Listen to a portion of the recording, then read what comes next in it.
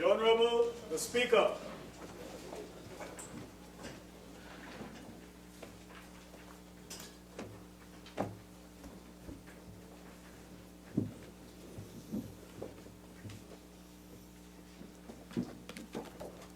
Almighty God, we give thanks to you, the Creator of the universe, and humbly beseech you to direct and prosper the deliberations of the members of this House here assembled for the advancement of your glory and the trust and welfare of the people of Trinidad and Tobago. Grant that peace and happiness, truth and justice may be established among us for all generations. Amen. Amen. Namaste.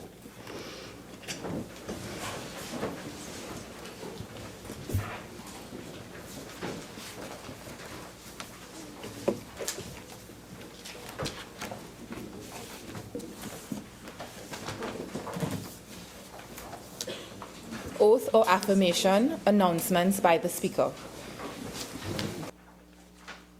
Honourable members, Dr. Fuad Khan, MP, member for Barataria Sanwan, has requested leave of absence from today's sitting of the House.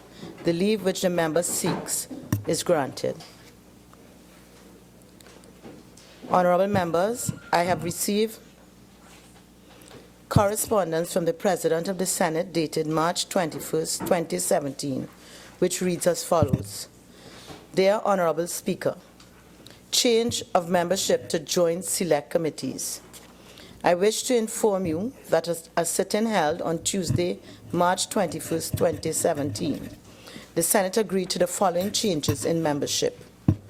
On the Joint Select Committee on Energy Affairs, Mr. Gerald Ramdeen in lieu of Mr. Daniel Solomon.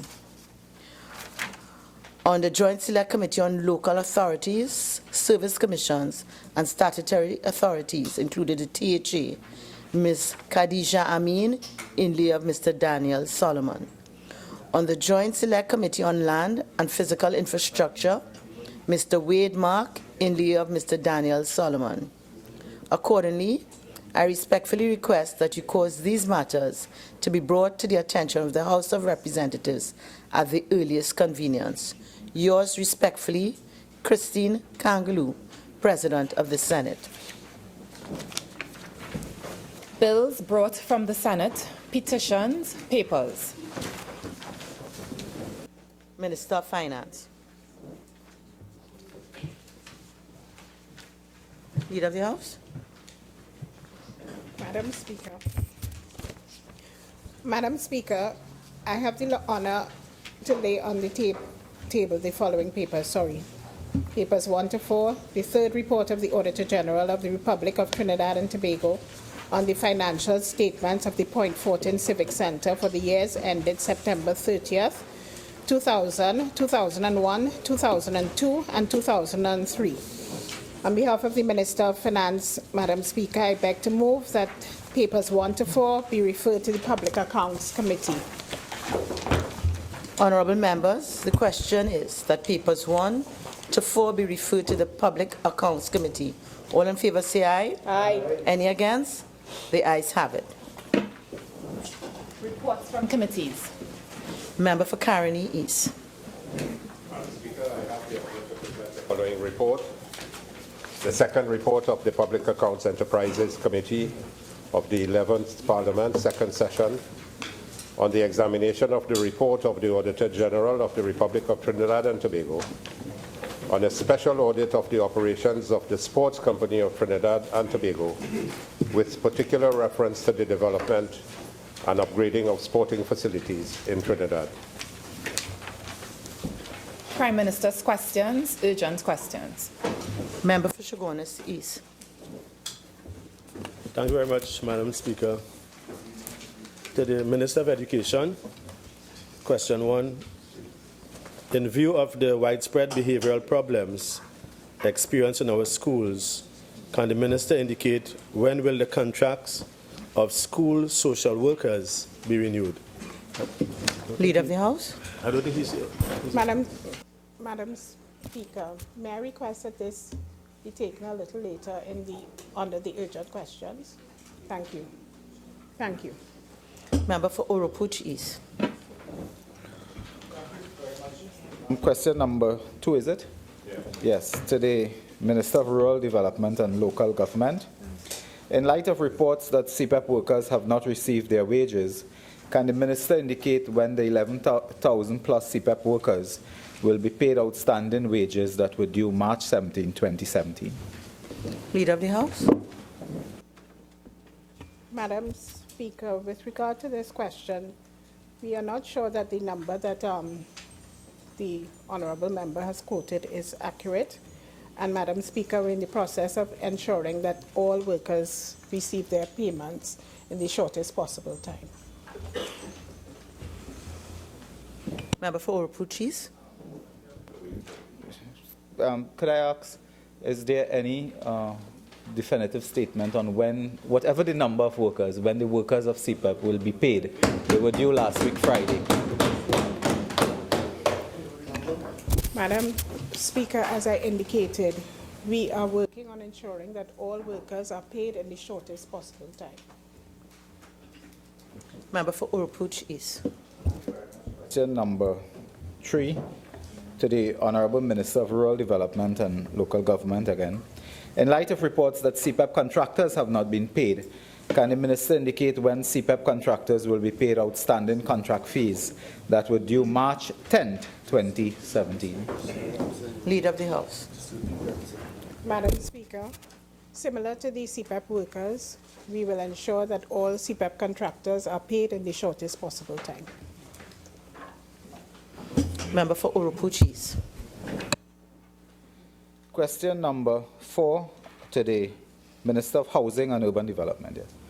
Can the Minister inform this House as to the circumstances that led to over 50 residents at the HDC housing units in Harmony Hall, Gasparillo, being evicted, and what measures are being advanced to ameliorate the situation? Minister of Housing and Urban Development. Thank you, Madam Speaker. Madam Speaker, let me say at the outset that the word residents conveys the impression that they are legally resident at the Harmony Hall building, when in fact they were illegal occupiers. And let me also say that any illegal occupier at any HDC unit found to be in occupation are liable for eviction. Madam Speaker, with respect to the particular question, there are a number of buildings at the Harmony Hall development that were declared structurally unsound and therefore unfit for occupation. The lawful occupants who were in occupation at the time were relocated between the period 2012 and 2014. Subsequent to the relocation, the site was hoarded up, locks were placed on doors, and danger signs put on the building, as well as signs warning of no trespassing. Madam Speaker, following numerous reports in 2016, a number of squatters were found to be resident in these units. And in August of 2016, 9 evictions were conducted. Madam Speaker, a number of further reports were received in late 2016 where reports were that illegal activities were taking place. There was illegal squatting, there were illegal electrical connections, and the HDC, their security personnel, their social workers visited the site, gave notices, asked those who were found to be in occupation to come to the HDC and prove their right to be in occupation. Madam Speaker, this was not done, and on Monday, Tuesday, and Wednesday, no, today, Monday and Tuesday, Madam Speaker, the HDC, security personnel, along with the social workers, as well as the police, conducted eviction exercises. Honourable Member, your speaking time has expired. Member for Oropouchis. I wish I could have extended this time, Madam, but a supplemental. The buildings in question, of course, is buildings 4 and 5. Could the Minister indicate, in light of this development of persons residing illegally, when buildings 4 and 5 will be demolished, since they were built in a river at the cost of $32 million. And the report of Member? 2013 speaks to its Member, demolition. it's a question. Yes. Please, When would limited buil- question. Okay, when would building 4 and 5 be demolished as recommended by the structural retrofitting report of April 2013? Minister of Housing left and it for you. Urban Development. Well, Madam Speaker, this development received planning permission in 2003. Madam Speaker, I am aware that there was a report done by KS&P, a civil and structural engineering firm, and they gave a number of recommendations, one of which was to knock down entirely, one was to repair the foundation, and one was to remove the roof, the top floor, to reduce the weight of the structure. Madam Speaker, in 2013, under the last government, they attempted to build a retaining wall, and that retaining wall failed. Madam Speaker, the engineers are now, Madam Speaker, we have engaged to try and save this structure so that we can provide affordable housing to those in need.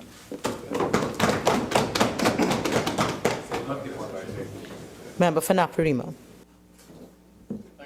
Speaker, to the Minister of Education. Leader of the House. Madam Speaker, again, I have to request that this be taken at a later time, please. Leader, could you indicate whether they'll be within the question time? Madam Speaker, I really am not sure. Okay, so maybe you can seek to inquire. Let us know I later. will. Yes. Member for Point Appeal, question 6. Thank you, Madam Speaker. To the Minister of Finance, in light of the statement that the withdrawal of funds from the Heritage and Stabilization Fund will be used to fund public sector investment projects, can the Minister state of the $5.1 billion allocated, what is the total percentage and quantum of the PSIP implemented to date? Minister of Finance. Thank you, Madam Speaker. I'm advised by the Ministry of Planning that the expenditure to date is $1.34 billion, and the percentage performance so far for the year is 26%, but I would like to add that that does not include commitments already made for work done where invoices are being processed. So the figures would actually be more than that.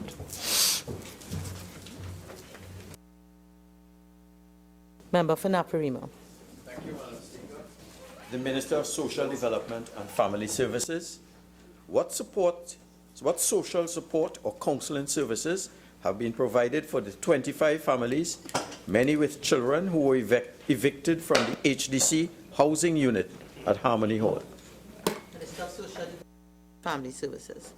Thank you, Madam Speaker.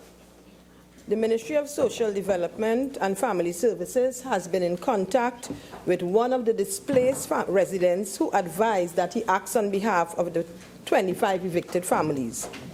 He initially indicated that he would consult the families and get back to the ministry. Subsequently, he requested that counseling be provided to the families this afternoon and indicated that he would get back to the ministry regarding other forms of assistance. Arrangements have been made for officers of the National Family Services to visit the families this afternoon. Thank you, Madam Speaker. Member for Couva North. To the Minister of Tourism, in view of growing public disquiet surrounding the sudden dissolution of the TDC, can the Minister provide the details regarding the outcome of yesterday's meeting between the CWU, which represented the TDC workers, and the government? Minister of Tourism. Thank you, Madam Speaker. Madam Speaker, firstly, I'd like to place on the record that this was no sudden dissolution of the Tourism Development Company. As you are well aware, the government would have sanctioned a review of the company, just like the previous government had intended to, based on letters from the former minister to the former chairman of the company, questioning its relevance and its effectiveness in the performance of its duties. Now, Madam Speaker, the member, I'm sure, is well aware that yesterday a team from the Ministry of Tourism met with the union, and matters relating to consultation with the union were raised. I want to say that discussions with the union are ongoing, and I'm sure she's also well aware that the union would have filed an industrial relations order stating its grievances with the court, and therefore I'm unable to offer any further details at this time. Is the minister saying that after these talks, 120 workers will still be sent home?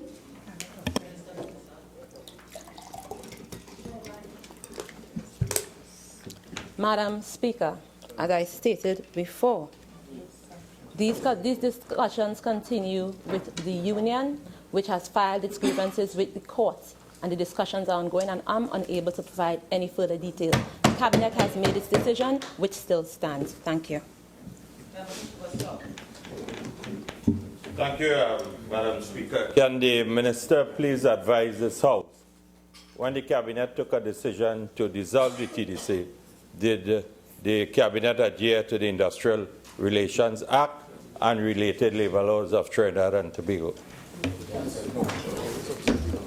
Madam Speaker, the Cabinet of Trinidad and Tobago always observe the laws of Trinidad and Tobago. And through you again, the union has filed its grievances with the court.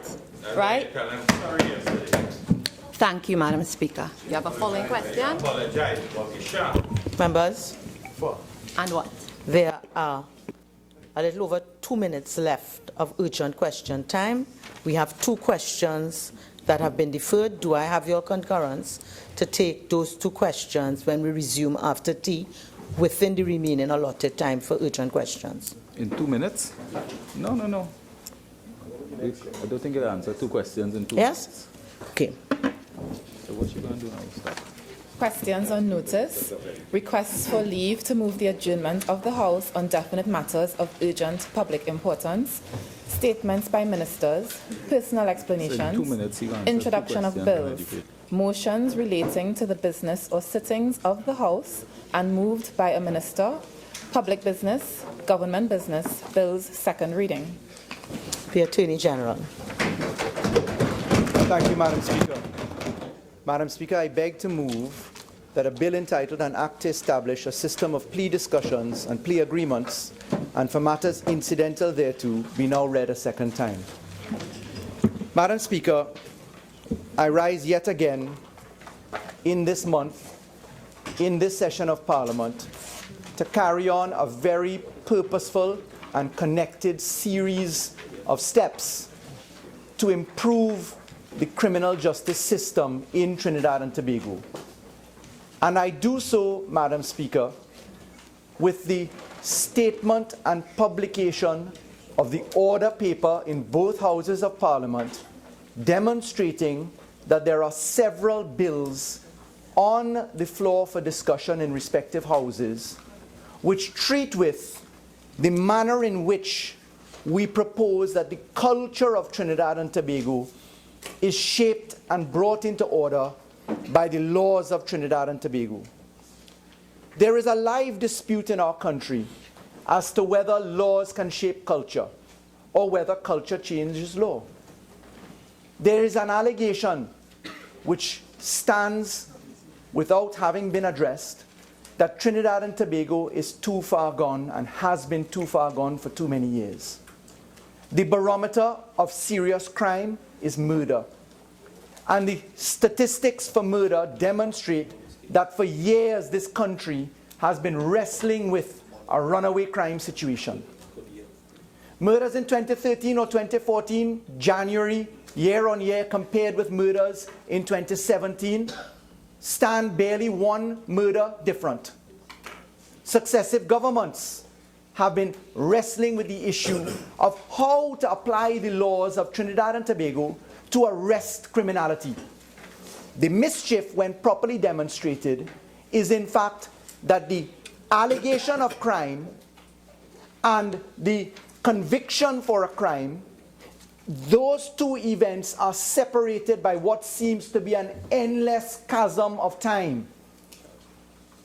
The largest case for corruption in our country is the Piarco Airport inquiry. The airport started in 1995, completed in 1999. Charges were brought in this country and stand before the magistrate's court in preliminary inquiry for nearly 18 years since the completion of the airport. On the contrary, in another jurisdiction, as a result of a plea bargaining process, the persons alleged to have committed crimes in the Piarco Airport inquiry in fact approached a U.S. court in 2006, pleaded guilty under a plea bargaining arrangement, entered into the criminal justice system, entered into incarceration, forfeited assets, and are now out of jail having served time. Similarly, Trinidad and Tobago would well remember the murder of a Trinidadian man who was a U.S. citizen, referred to as Balo, Mr. Maraj. He was murdered in Trinidad and Tobago. 11 people were brought before the courts. While those 11 people were brought before the courts, the United States of America asked for the extradition of one of those accused, a lady. That extradition was complied with in 2013. In April 2013, she was extradited to the United States of America. And in October 2013, she pleaded guilty under a plea bargaining arrangement in the United States of America. And in those few months, she began a 20-year sentence for hostage taking, which resulted in death. In Trinidad and Tobago, we have murders that are outstanding for 14 years awaiting trial in the preliminary inquiry arena. We have 2,200 odd cases in backlog in the High Court. We have 29,000 cases in backlog in the Magistrates Court for indictment alone. We have close to 69,000 cases in the traffic courts, not including Tobago and San Fernando statistics. We have, in those circumstances, the prisons filled with 2,200 odd people, 980 something odd for murder who cannot come out because it's a non-bailable offense, but the rest of them properly entitled for an application for bail to be presented. 71% of them, 800 odd, have been granted bail but cannot get out of the prisons because they don't meet the sufficiency of having property. 30-something% of them have to stay there. They've been denied bail.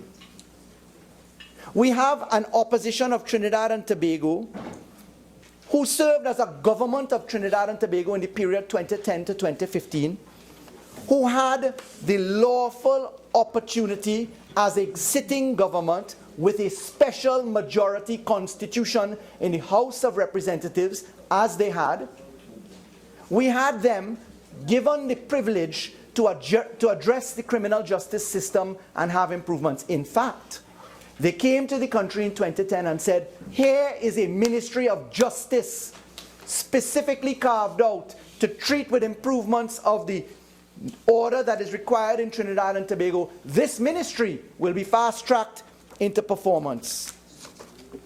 Let me, for the record, put some of the statistical information as to what our country has purchased in the last government's tenure in terms of expenditure, because it applies to the statistical overlay of what this bill is going to treat with. In the Ministry of the National Security, in the period 2010 to 2015, $20.349083480 billion was spent. Attorney General, $1,353,765,382 spent. Ministry of Justice, $2,578,854,591 spent. Communications, $771,483,201. GISL, $121,800 million.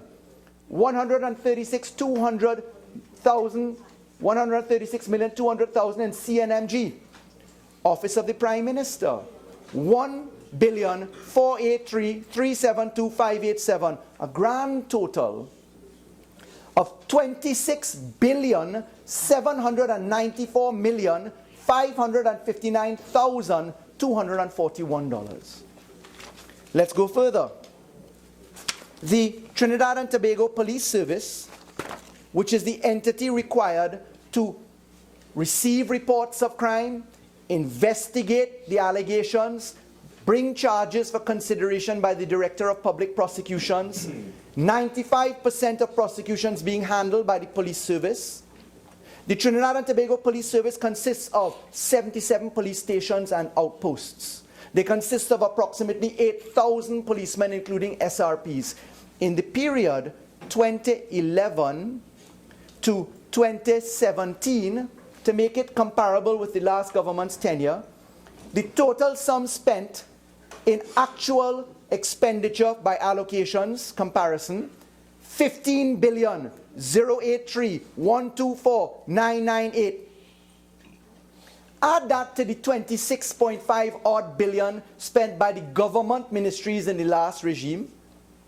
We're close to $40 billion of expenditure on crime. That's what we as taxpayers are paying. The opposition, then in government, said to the country, allow us the opportunity to bring forward bills to help us.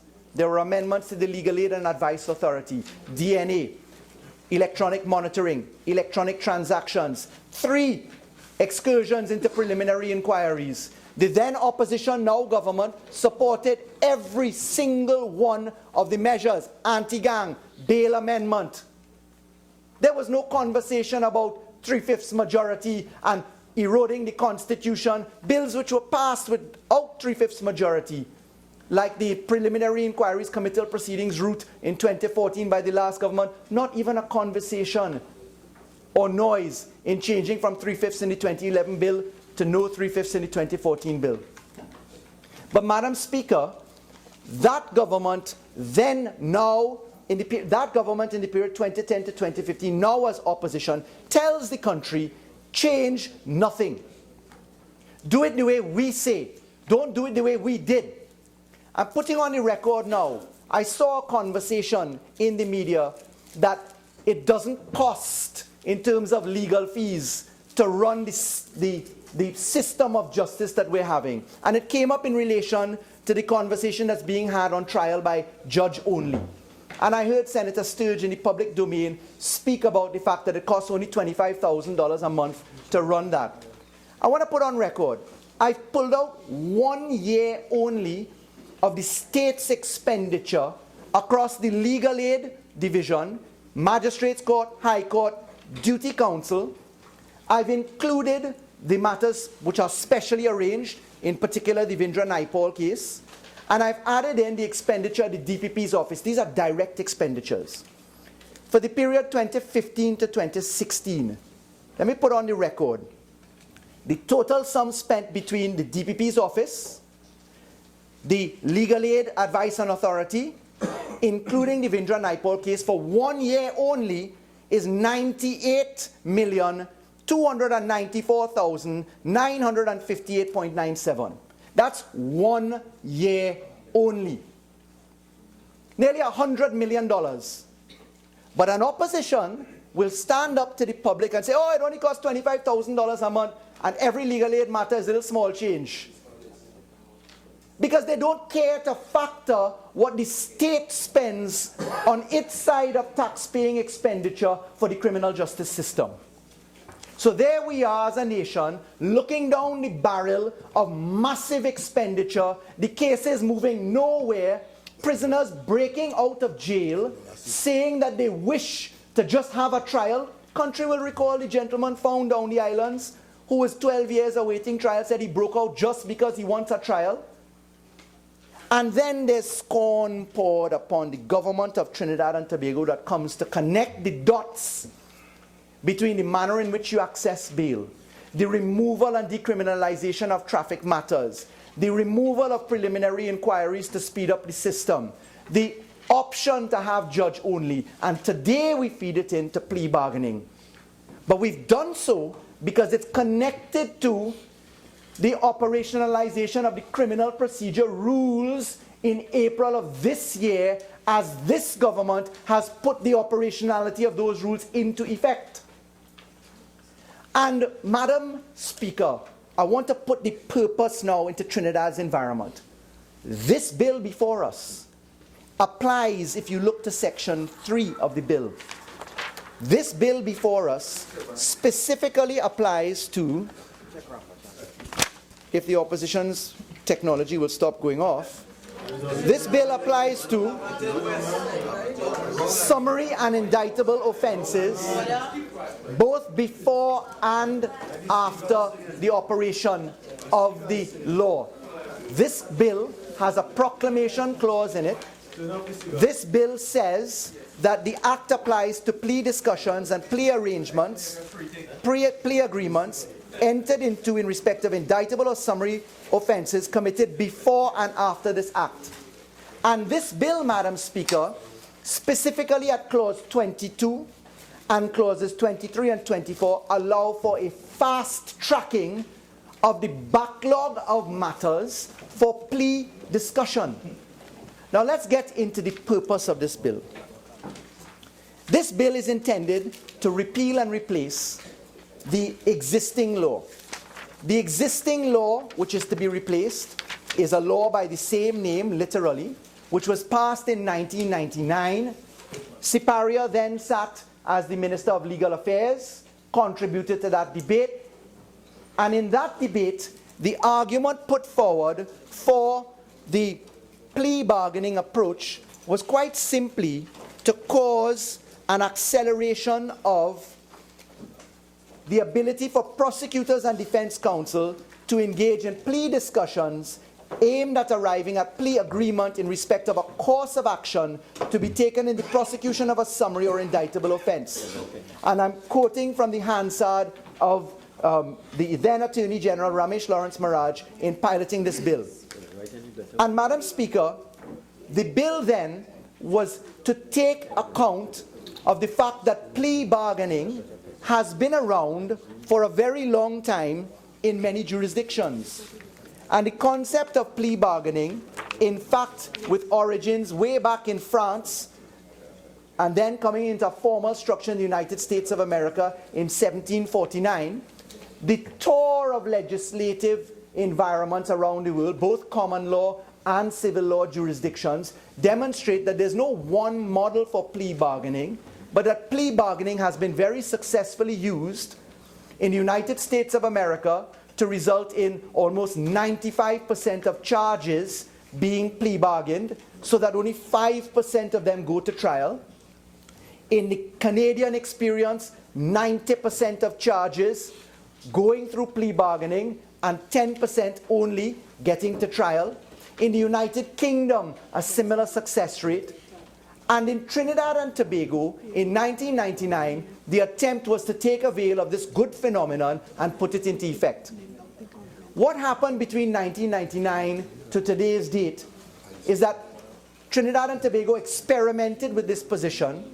The existing law to be repealed, which is all of 17 clauses long, had some particular deficiencies.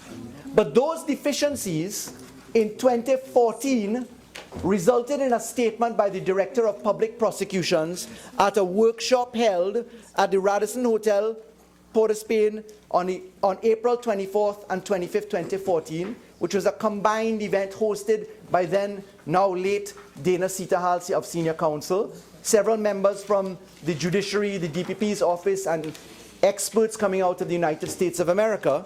The Director of Public Prosecutions indicated to Trinidad and Tobago that only 12 matters actually went through the plea bargaining process under the law which we seek to repeal today. Only 12. Now, Madam Speaker, that must be compared with the position of how many matters actually are in the courts, which demonstrate that there may or may not be an appetite to plead guilty. When we look to the statistics in the Magistrates' Court and in the High Court, we note, and if we look at just one category of non-capital matters, a 6-year average for criminal cases disposed of in the period 2009 to 2015 showed that on average 173 non-capital indictments were filed and only 83 disposed of. That average of cases, when you translate it into how many people and not cases, of the 173 cases, that resulted in, translated to people, 1,300 people. When we look to the number of people that actually admitted to guilt, in that average again, guilty pleas over the 1,300 people translated to only 28 people actually pleading guilty, or a 2.15% success rate. What we noticed further, Madam Speaker, is that this bit of information should be compared against the number of dispositions which we have had by way of statistics in the Magistrates' Court, which gives a real litmus test of how Trinidad and Tobago operates. One can easily argue that the Magistrates' Court is probably the best example of how the administration of justice operates. If you look to, or not operates, as Siparia I think has just said, if we look to sentences by pleas of guilty, persons sentenced in the period 2011 to 2016 for hard labor by way of a guilty plea, 7,464. Persons sentenced for simple imprisonment, 3,044 for the same period. Those placed on bond, 4,181. Those placed on probation, 173. Those ordered to do community work, 672. Those discharged under Section 71, a reprimand and discharge, 6,571. Add that to the traffic matters where you get pleas of guilt. Traffic matters are 69,523. You get a total of 91,628. That tells you that there may be an appetite for plea of guilt. And therefore, if you bring a bill which relates to the existing proceedings, the backlog, if you take a bill which allows you to enter into a plea discussion before you are charged, right up until your conviction, if you allow that range of services, and if you allow particulars and balancing of rights and cautionary measures into the legislation, you may well find out that you can invite more guilty pleas and therefore lighten the burden of the criminal justice system. And Madam Speaker, that's exactly what this bill seeks to do.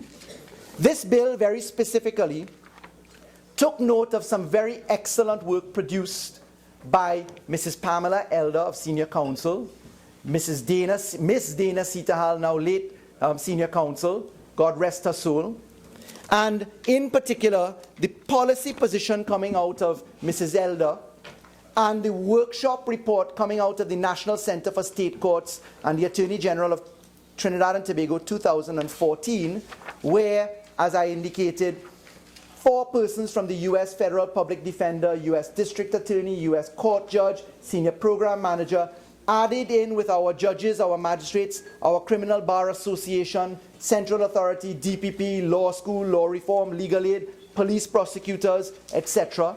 When they came together, the analysis of what was wrong with the current law which we seek to repeal became quite evident. You see, there was a disincentive in Section 5 of the existing law which criminalized an improper inducement by a prosecutor. A plea negotiation which results in a plea bargaining agreement is one where the prosecutor and the defendant and the victim appear before a court, and the arrangement for how the accused is to be treated if the accused pleads guilty to certain matters is solidified. And at that point, under the existing law, there was an unfortunate inclusion of a criminal offense to prosecutors, which dissuaded them from participating in the process. That's the first point.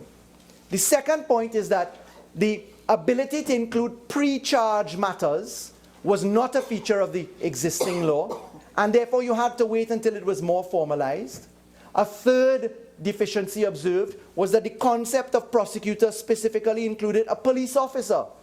And there was a danger in including an officer who was not one associated with the independence of office of the Director of Public Prosecutions. Further, the definition of relative was too narrow, in that a relative fell to be considered as persons who were only directly related, didn't include fiancés, persons who may have loved someone and been in a familial relationship as guardianship or otherwise. It also did not allow for the formalization of process for the inclusion of a formal document, which we now call a victim impact statement, to allow for the rights of the accused, if one can put it that way, to be factored in the judicial determination of accepting or rejecting a plea agreement. Further, when we actually looked to the positions, there was ambiguity, certainly in the time frame and processes, and there was a noticeable lack of safeguards in the process by which you get to the point of admitting to guilt or withdrawing from the procedure. There wasn't any real amplification of the rights of appeal in the event that you withdrew or the judge rejected the plea agreement. And that is both on the defendant's side and the prosecutor's side. When we looked at those, we actually came upon the fact that the last government was sitting upon a body of work to deal with plea bargaining that they just simply did not bring to Parliament by way of formalization of law which could work in tandem with other laws to lighten the load. We specifically have come after significant consultation, significant work, and I wish to compliment the work that was done prior on the policy work. That is purchased by Trinidad and Tobago by tax-paying dollars. But completing the work, operationalizing the work, required coming to the Parliament of Trinidad and Tobago and placing a bill as we have now into the laws of Trinidad and Tobago.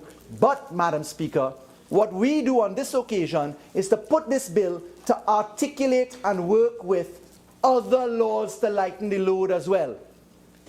Judge-only election, abolition of preliminary inquiries, access for the ability to get bail perfected where it has been granted but the security is not available, lightening the load on the motor vehicle and road traffic side. And therefore, when you add all of this together with operationalizing electronic monitoring, operationalizing DNA legislation so that rape victims don't have to suffer the indignity of traipsing up and down for 10 years to court when a DNA swab can tell the tale with 99.9% accuracy. When you take the will of the people and the tragedy of our system into context, this bill operates as an important solution to improving the pace of the criminal justice system. Now, Madam Speaker, the bill itself is really one which firstly seeks to aim at the deficiencies which are observed. Secondly, is one which seeks to have a balancing effect. I will say openly, the bill requires nothing more than a simple majority approach. It is so because there is no intrusion upon right in terms of derogating a right, and the rights that one could probably consider would be the right to a fair hearing, the concept of due process, the concept of separation of powers. If you look to the Section 5 rights in the Constitution together with the Section 4 rights, what this bill actually does is that it amplifies the protection of those who ought to have the cover of our constitutional rights. It allows for the speeding up of trials. It allows for the declogging of the criminal justice system. It allows for victims to have an input into the equation. It allows for the cover of judicial discretion at every stage of the process. And therefore, Madam Speaker, the terms of the bill itself really echo and anchor a very dedicated approach by the government to achieve the closure of the gap between allegation and conviction. Now, Madam Speaker, I wish to go to the terms of the bill. When we look to the 36 clauses, 5 parts, and 9 forms included as a schedule in the bill, you'll see that it's neatly divided out. The first part of the bill, the preliminary part, part 1 of the bill, has a very important definition section. And I'd refer members to the definition of accused person. We are specifically saying that an accused person means also the inclusion of a person suspected of committing a criminal offense. We've provided for the inclusion of criminal proceedings, and we've done so, Madam Speaker, committal proceedings, which is preliminary inquiries, because in the measure which we seek to abolish preliminary inquiries, that's a go-forward measure. Existing preliminary inquiries still continue, and therefore this bill must contemplate the existence of the Preliminary Inquiries Law, Chapter 1201. When we look to the definition of improper inducement, we have now set out in several sub-clauses what that actually means, because that was a deficiency in the existing 1999 law. We've gone further to categorically state what a prosecutor means, and a prosecutor now no longer includes a police officer. We have categorically broadened the definition of a relative to include the wider circle of persons who may be related, person responsible for the care and support of a child, for instance, a cohabitant, a fiancé, step-parent, a guardian. We have specifically included a definition of victim, which allows for persons who suffer physical, mental, or emotional harm to come before the court to give their version of how this has impacted upon them, including businesses, which are corporate or other associative elements of business. Specifically, we allow for the bill to have application to matters prior to proclamation and after proclamation for summary and indictable matters. And definitely, we have gone into a clear description of what a plea agreement is. When we looked at the definition in Clause 4 of a plea agreement, we're taking note of the elements to be included: the accused person, the prosecutor, the victim, and the judicial officer.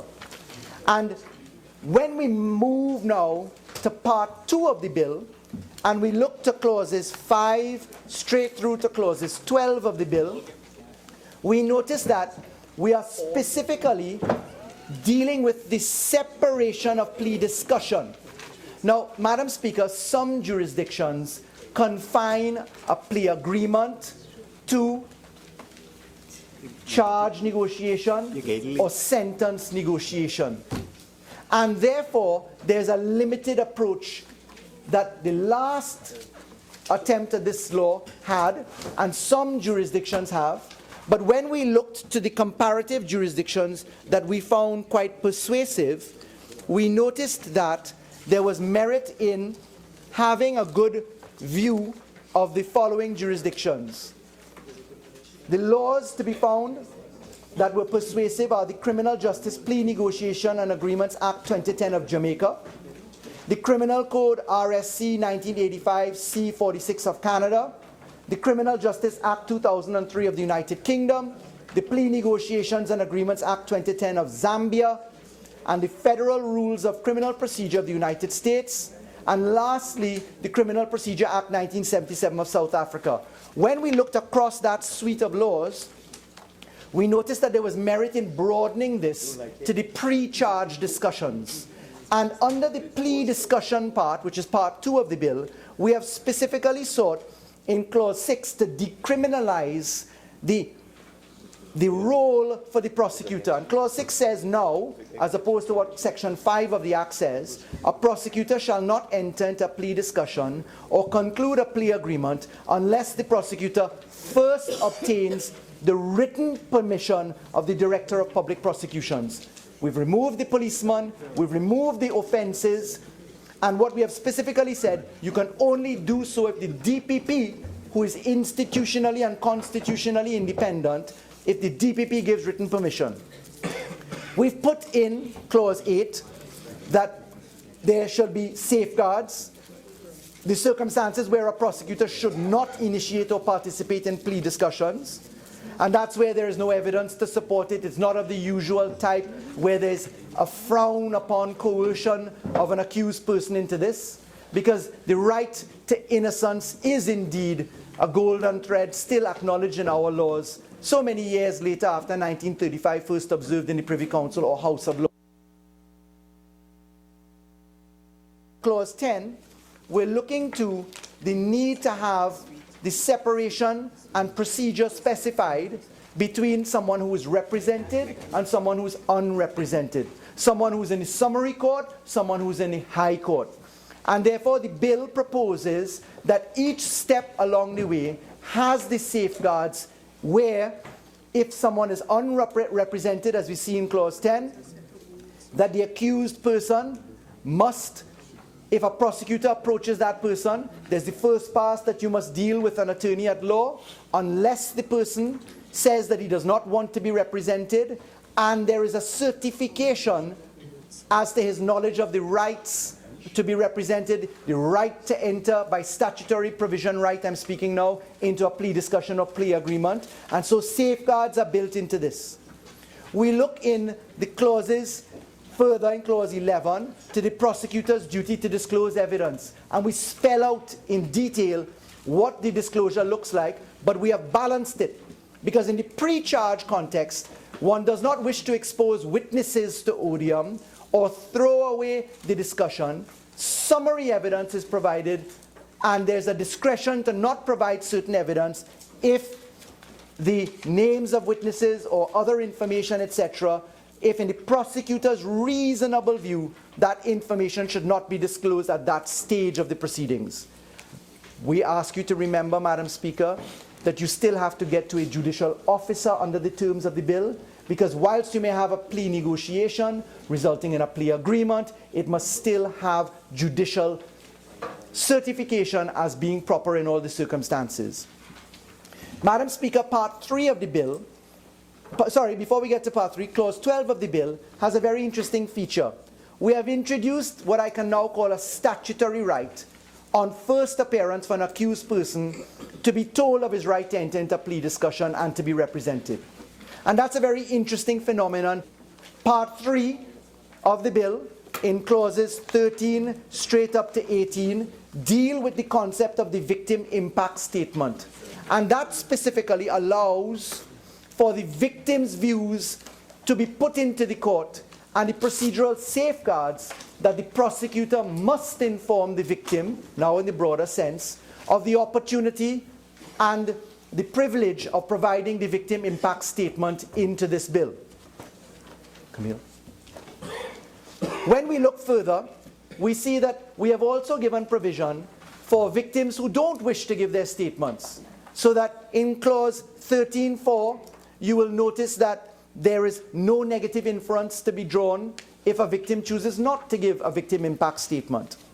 We've provided for the circumstances where a child under 14 or over 14 may be involved. And we've put safeguards there for those under 14 where the parent or guardian or person with responsibility gives the statement, and those over 14 with supervision may give statements, but the parent, guardian, etc. is there in terms of the guiding and watchful view of a child's testimony. We've also provided for the circumstance where the victim can't be found.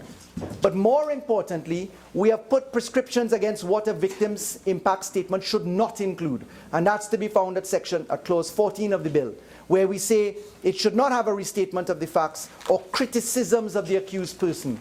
We further provided the ability for the judicial officer to redact parts of the statement deemed to be inadmissible, and we have provided for the opportunity for the accused to actually challenge any statements which are included in the victim impact statement. Madam Speaker, Part 4 of the bill deals with the plea agreements and plea agreement hearings.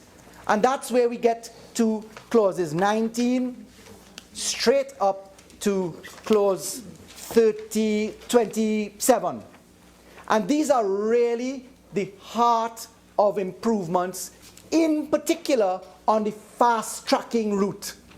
And when we look to the set out, we have provided for the process for a plea negotiation to result in a statement that a plea is to be heard. We've said what happens in the magistrate's court and in the High Court. We've said what happens when you're represented, when you're not represented, and the procedural safeguards are stated there.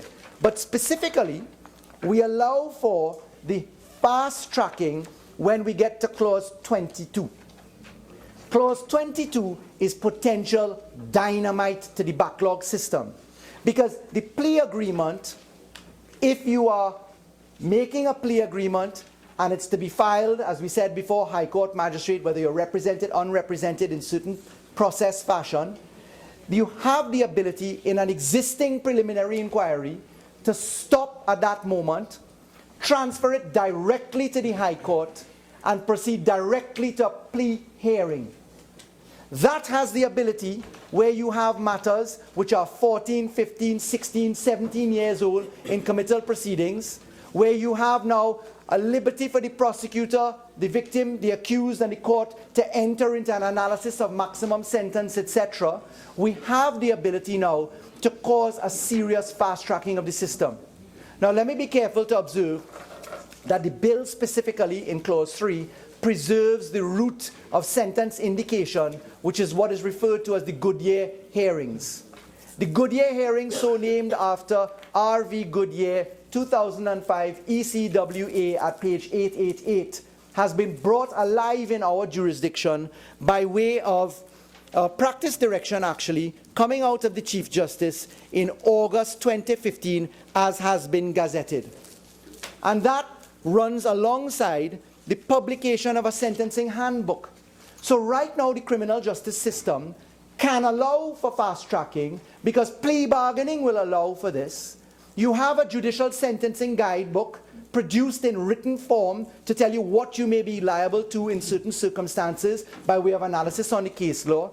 We have a practice direction from the Honorable Chief Justice published by way of Gazette, and that allows for the improvement of the chances of having people say that they're guilty. Because there are some people in incarceration now who may very well have passed maximum sentence.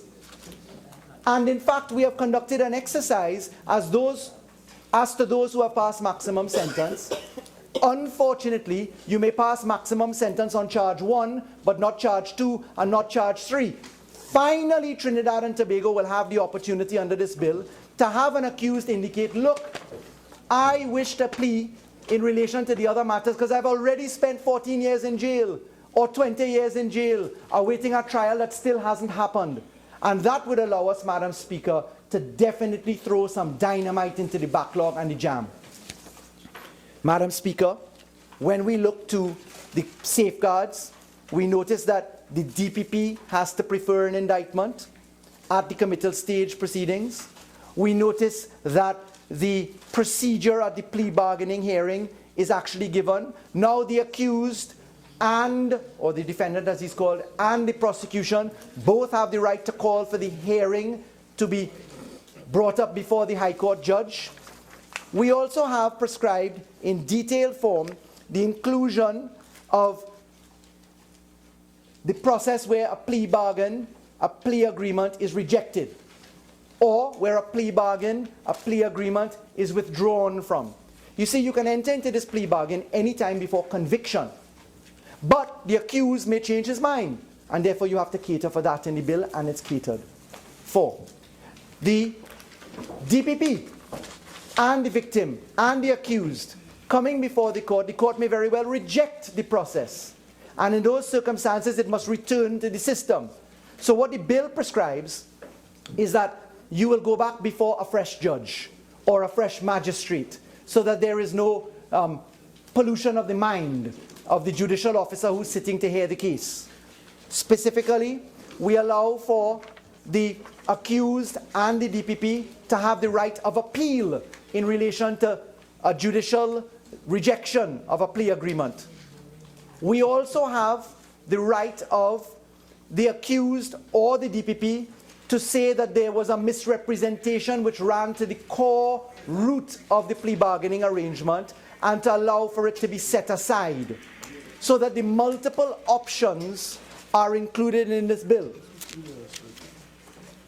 Madam Speaker, the bill provides for time and for the adherence of time.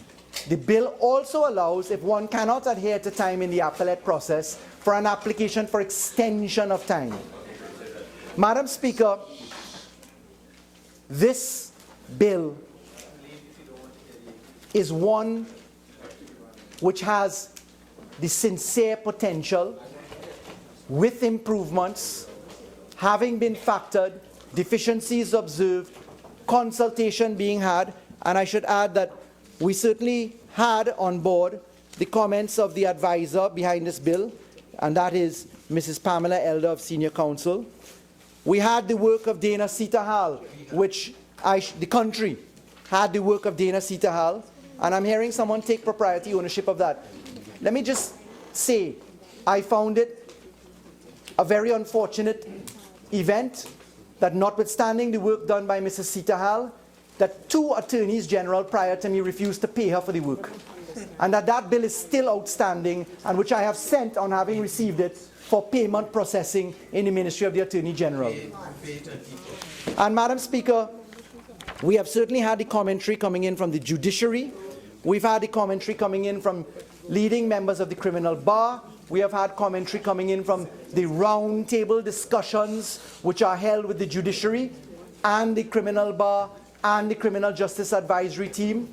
And Madam Speaker, I wish to express my gratitude to Mr. David Robinson, who is here on behalf of the Criminal Justice Advisory Team, paid for by the Canadian government in conjunction with the United Kingdom, that has supported Trinidad and Tobago now for many, many years with various persons. The Secretariat at the Attorney General's office, the CPC's department, in putting together the work which this country purchased and unfortunately which was not brought to the Parliament of Trinidad and Tobago. This is one that I commend to all the citizens of Trinidad and Tobago, to be viewed in the context of the laws that we have brought, and in those circumstances, I beg to move.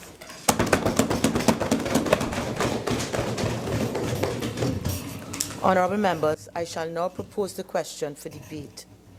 The question is that a bill entitled "An Act to Establish a System of Plea Discussions and Plea Agreements and for Matters Incidental thereto" be now read a second time.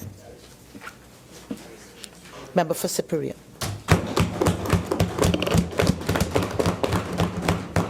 Thank you very much, Madam Speaker. Thank you very much. I listened attentively to the Honourable Attorney General, partly on the radio and then, of course, in the chamber itself. And I am struck by what some may call the intellectual dishonesty of the Honourable Attorney General. I remember when I was in this Parliament over the years, thank you, and the Honourable late Prime Minister Patrick Manning was also in the Parliament. And in my more junior years, I stood up and I said, we are doing this, we are doing that. And I repeated the word we and we and we. And the Honourable late Prime Minister, you know, he had always had a tremendous sense of humour.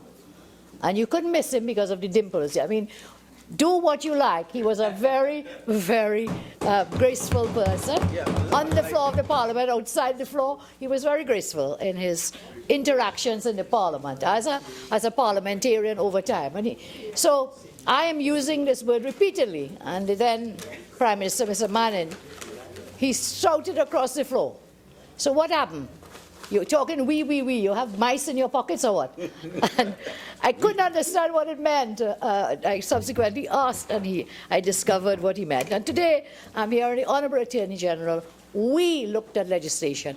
We looked at across various jurisdictions. We looked at the definition of accused. We looked and we did that. Fine, I'm sure the Honourable Attorney General and the other we's did do so. But I think it is very important to note that the paper done by Senior Counsel Pamela Elder, every recommendation contained and even drafted clauses are the ones that are contained in the bill that is before this House. Every single one. And so the we and the we and the we I would like to, at the start of this debate, to recognize the sterling contributions of Dana Sarup Sitahal, Senior Counsel. I would like to also recognize the work of Pamela Elder, Senior Counsel, and the work of the 4 persons who came out of the United States. You didn't mention them, it's true. I did mention them. I said what is this? You know, I would remind members about Speaker's Bulletin number 3. Please proceed, Member for Superior. We did get a procedural bulletin on that matter. Madam Speaker, I thank you, yes. Yes, the AG did mention it, but Madam Speaker, he did not, the Honourable Attorney General in his contribution, did not recognize when he said we changed the definition of accused to include, did not say this was what Ms. Elder recommended. Yeah. And every single clause where he said we did this would not recognize that. And I could go through every clause, but time will not permit. But we have the report. This bill is the joint effort of a lot of people, Madam Speaker.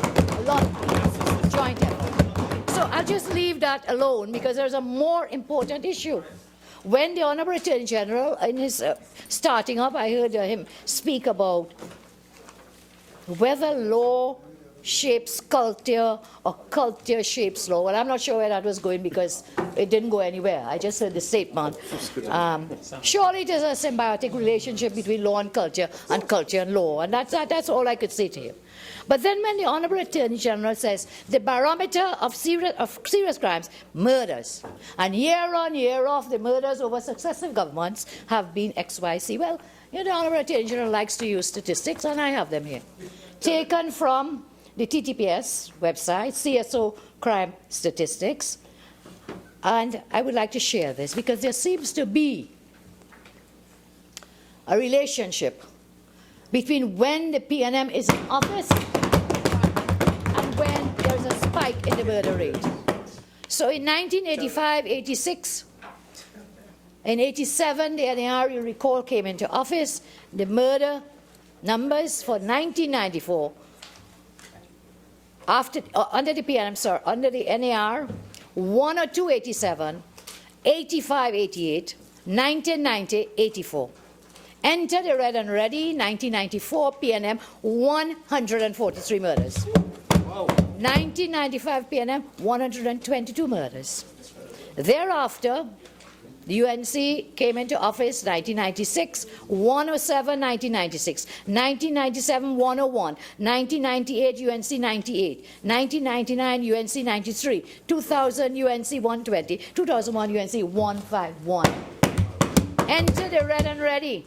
2002 PNM 172. Wow. 2003 PNM 228. Wow. 2004 PNM 260 murders. 2005 PNM 384 murders. 2007 391 murders. 2008 PNM 550 murders. Whoa. 209, 508. That was when we came into office, 2010. In 2010, part of the year under the PNM, part under the People's Partnership. 2010, 470, reducing from the 508. Wow. 2011, 352, 2012, 379, and so on. 2013, 407, 2014, 403, partnership. 2015, partly partnership, partly PNM, goes up to how much? 420. Wow. 2016, 463. And today, as far as I know, and those numbers could be more, 106 recorded murders for the year, with 11 dead bodies found unclassified. And today, a young schoolboy found in the back of the Waterloo High School, the body found of a schoolboy, and condolences to his family, and another man believed to be Lalchan, another body found. So I raised these, you know, I have them in my research files, didn't bring it, but I'm listening to the AG, and I said, we must make this clear, because the Honourable Attorney General is saying to this House that barometer of serious crimes, murders. and year on, year on, and year on. But the numbers speak for themselves. The numbers speak for themselves.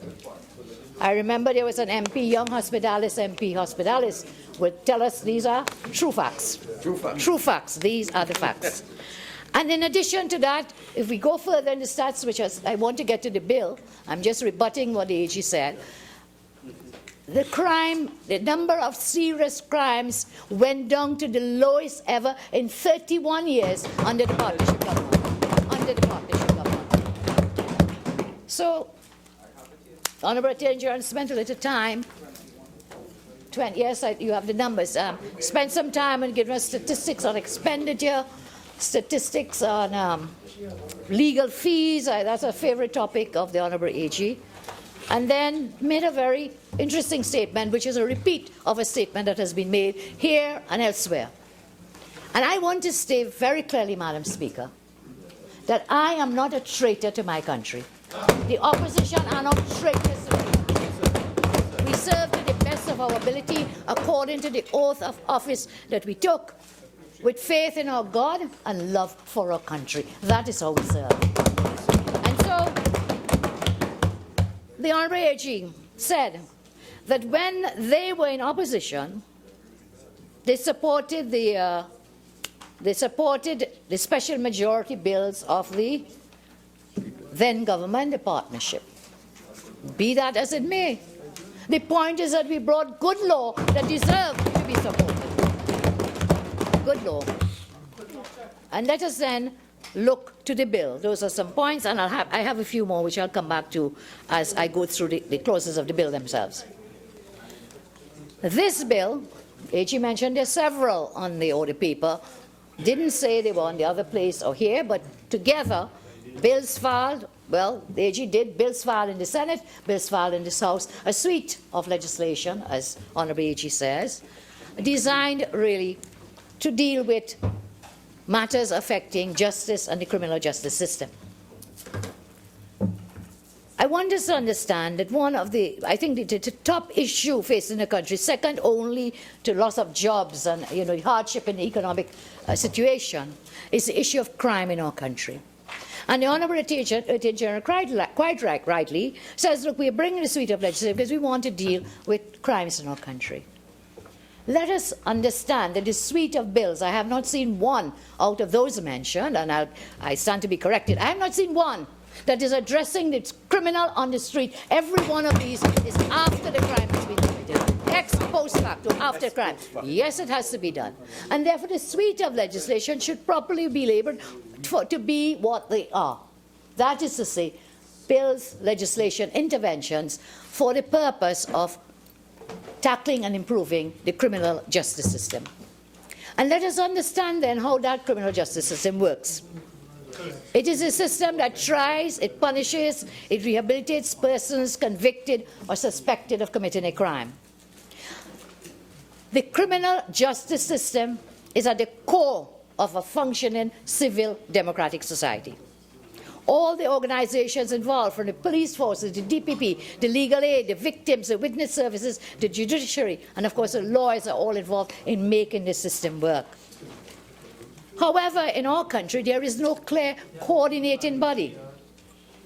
Madam Speaker, I think they will have a chance. They just spoke for 45 minutes. I did not disturb it. Members, I would like to hear the contribution of the Honourable Member for Siparia. Please remember the standing order with respect to those who are not speaking. Please continue, Member. Thank you, Madam. In Trinidad and Tobago, whilst there are so many bodies, departments of government and so on, there is no clear coordination of the system as a whole. We see in the UK they have something called a National Criminal Justice Board. We have here joint select committees of the Parliament, standing committees. One is on legal and finance. And there is, I think, a national security JSC, but they don't meet very often. And then we had concerns that a member of the government is still chairing that committee after undertakings were given in the anti-crime talks by the Honourable Prime Minister himself. Still chairing. And if they've held 5 meetings, but then I may be wrong, they've held 6 meetings over the 18 months. So those are not working and not helping in any way in the fight against crime or in improving the criminal justice system. I had planned to speak of statistics of what is going on in the courts and with justice, but the Honourable Teacher has provided them, all the statistics for us, and clearly the picture is a horrendous one. Madam Speaker, I would say that the circuits are overloaded in the system. And what we have been piling more and more work at every level, without the resourcing of all the units and departments, then that circuit will trip if it has not already tripped. And that tripping will end up in electrocuting the entire civil criminal justice system of our country. My colleague says blackout. It will be blackout when it comes to the criminal justice system, and therefore that being the core of civil society. It is a very dangerous place we go. People say we're on the edge of the slope, on the slippery slope. Look, I believe we have already fallen off the slope. We are no longer on the edge of the slope. We have fallen off from the numbers, the stats from the Honourable Attorney General himself, the statements coming from the DPP, the Honourable Chief Justice, all the players, all the stakeholders, all the actors in the criminal justice system, every single one has spoken of the crisis in the criminal justice system. Madam Speaker, you know, sometimes you get a little distance from it, but it's a frightening state of affairs. And therefore, legislative interventions as one aspect are very welcome and very important. Very welcome and very important. In this whole system, we must remember what justice is for. And going back in our own country, the very distinguished Sir Hugh Wooden, in 1965, produced a paper which he gave at the Commonwealth Law Conference in Sydney, Australia in 1965. And he made it very clear. At the end of what is the justice that you get in a matter? What is the justice?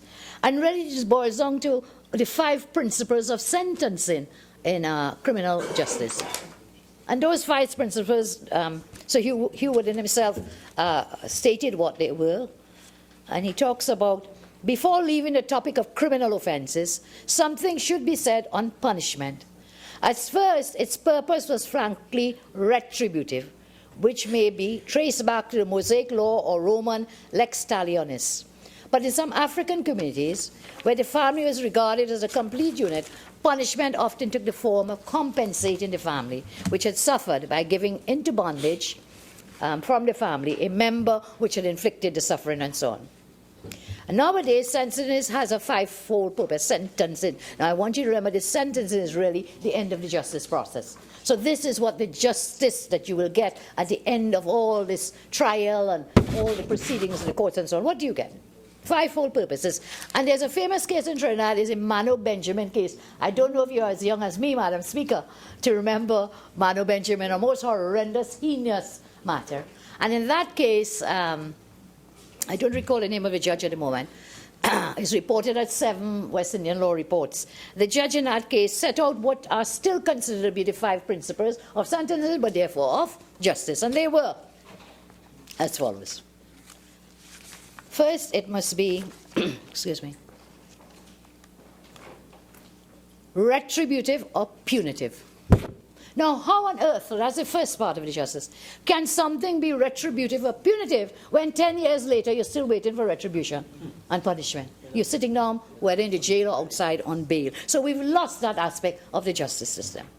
It is to be a deterrent to potential offenders here, right? Yes. Deterrent what? They are out on bail. The cases take 5, 10, 15 years. These guys are all happy. By the time you're ready to do case 10 years later, witnesses disappear, they die, all kinds of things happen. So that deterrent is not deterring because the crimes are continuing to increase. The third is a deterrent to the particular offender. Well, many of them just laughing all the way outside on bail. And I see the AG who had told us about this big event of thousands being freed if we did not pass those bail laws by August last year, now talking about another bail bill, which will in fact get more people out on the streets. Preventive of the particular offender or protective of society. Well, it's clear that there's no justice to the ordinary man and woman in this country with the increase in murder, the protections that we should be having. And the final one is rehabilitative, the 5th principle and the 5th area of justice, to rehabilitate the offender to have him come back as a person who could function in the society. But what we are seeing is There's a word is a little difficult for my pronunciation sometimes, but it's the repeat offenders. It's like a revolving door. That's the word. Like a revolving door, and you keep coming in and going back out. So justice is clearly not being served. Look at all the newspaper reports I went through. I collected them. I will not quote them, but they all say the same thing. Now we are here today. We've gone through 1965 Sir Hugh Woodin. What was the issue? Delays in the justice system. We've gone through the Gurley Report 1992. What was the issue? Machinery to deal with delays in the justice system. We've gone through the McKay Report again. How to fix it, how to deal with it. So 3 reports, and decades later, today, yet again, we are talking about measures for dealing with delays in the court system and therefore denying justice to victims and to society as a whole. In fact, when we looked at this Sir Hugh Wooding paper he presented in Australia, the Commonwealth, he starts off by saying, justice can seldom be attained by slow process or through avoidable delays. And then he quoted the well often repeated maxim, justice delayed is justice denied. And that's what's happening in our country. Apart from the banditry and the waylay of crime and the onslaught from the criminals, we are also having justice denied to victims and law-abiding citizens of our country. So let's look at the plea bargaining bill. One of our suite, as the Honourable Attorney General said.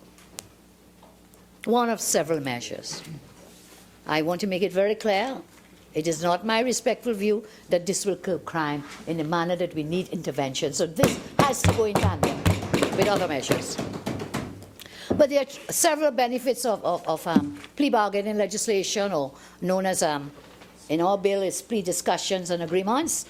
Others call it plea bargaining in their jurisdictions. Several factors. Witnesses can be spared the agony and the trauma of going into a court to testify if there's a plea entered through the plea discussions. Prosecutors can avoid lengthy trials, so the players, the actors in the system and the stakeholders in that justice system can avoid lengthy trials. The accused is relieved of the uncertainty of the outcome. Defense attorneys save time, may not have to prepare for very lengthy trials, and I'm sure the Honourable Attorney General will be very happy for that, because the legal fees he's very concerned about may be reduced likewise. Judicial resources are more efficiently utilized by judicial office and, of course, judicial space, not just the judges themselves, but space, courtroom spaces, and so on.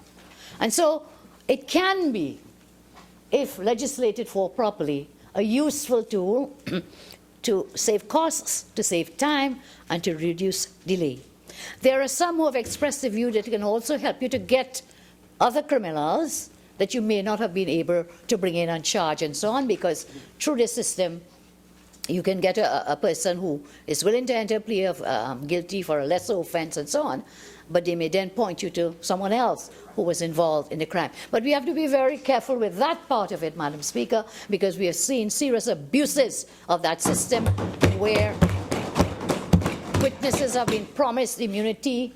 The Sean Paris matter against Dr. Vijay Narayan Singh. We've seen it in several cases where the prosecutors use the bargaining process and end up locking up people, innocent people, who have to go through this whole system, and the real killer goes free.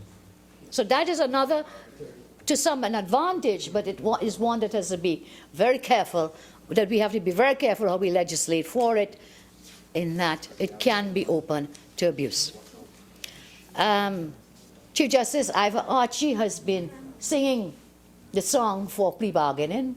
I think President Kamona himself, and of course lawyers across everywhere in the country, at his address for the opening of the law term, Chief Justice, Honourable Chief Justice, described plea bargaining as an essential feature of most modern criminal justice systems, and I quote, and is a rational, albeit not perfect way of weeding out those matters that can be justly disposed of without a trial. End of quote from the Honourable Chief Justice on plea bargaining.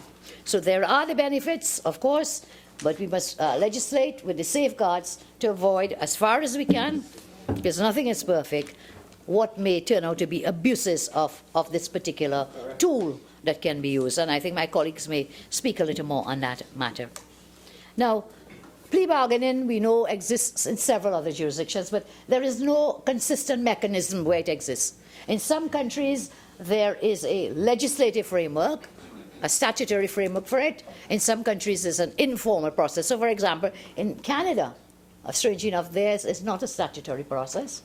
In the United Kingdom, only for serious or complex fraud is there a legal process. Other than that, no formal legal framework for plea bargaining. But others, right here in the Caribbean, and I think they were mentioned by my colleague on the other side, Jamaica, Guyana, Bahamas, in our regional setting, and of course South Africa, Zambia, Australia, New Zealand, Scotland, and the USA. And the example was given of the famous Barlow Mirage murder of the woman who was extradited back to the US.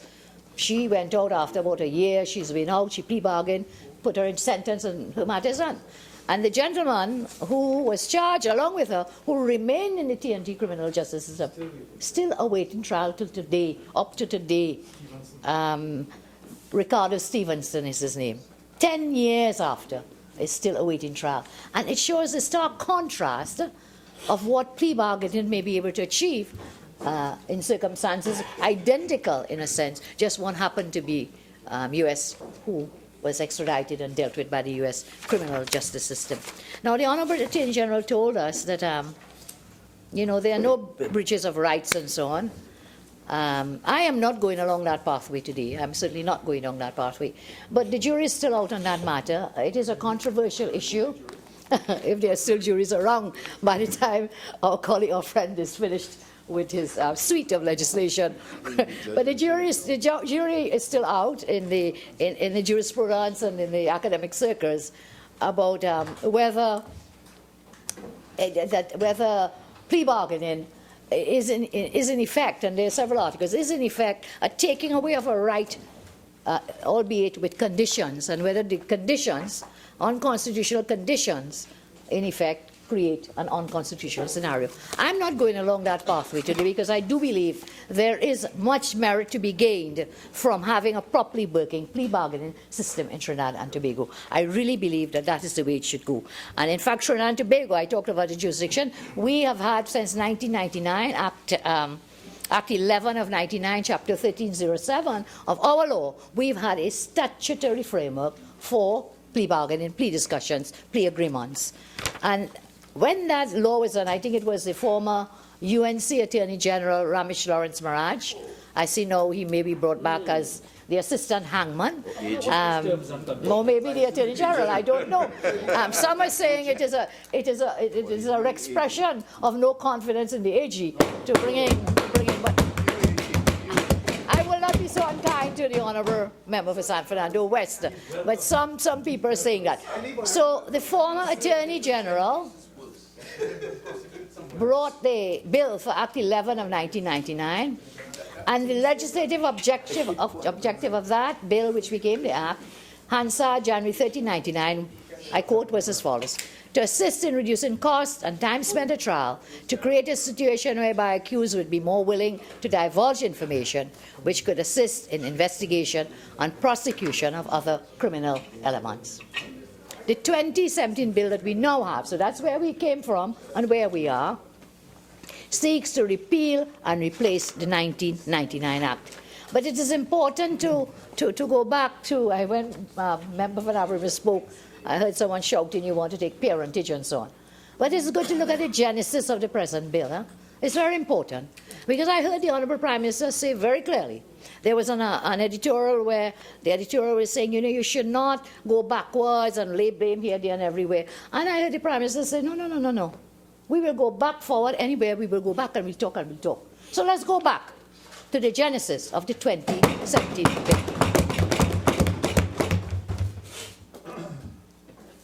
On the 25th of April 2014, there was a workshop held, and this was coordinated by the same late distinguished senior counsel, Dana Sarup-Sitahal, Pamela Elder, senior counsel, also distinguished, by the way. I had the privilege of knowing Senior Counsel Pamela Elder. She was in the same law class as me and my colleague, the member for St. Augustine as well. But she is, you know, we could never go as far as she's gone. Very distinguished senior counsel in the criminal law.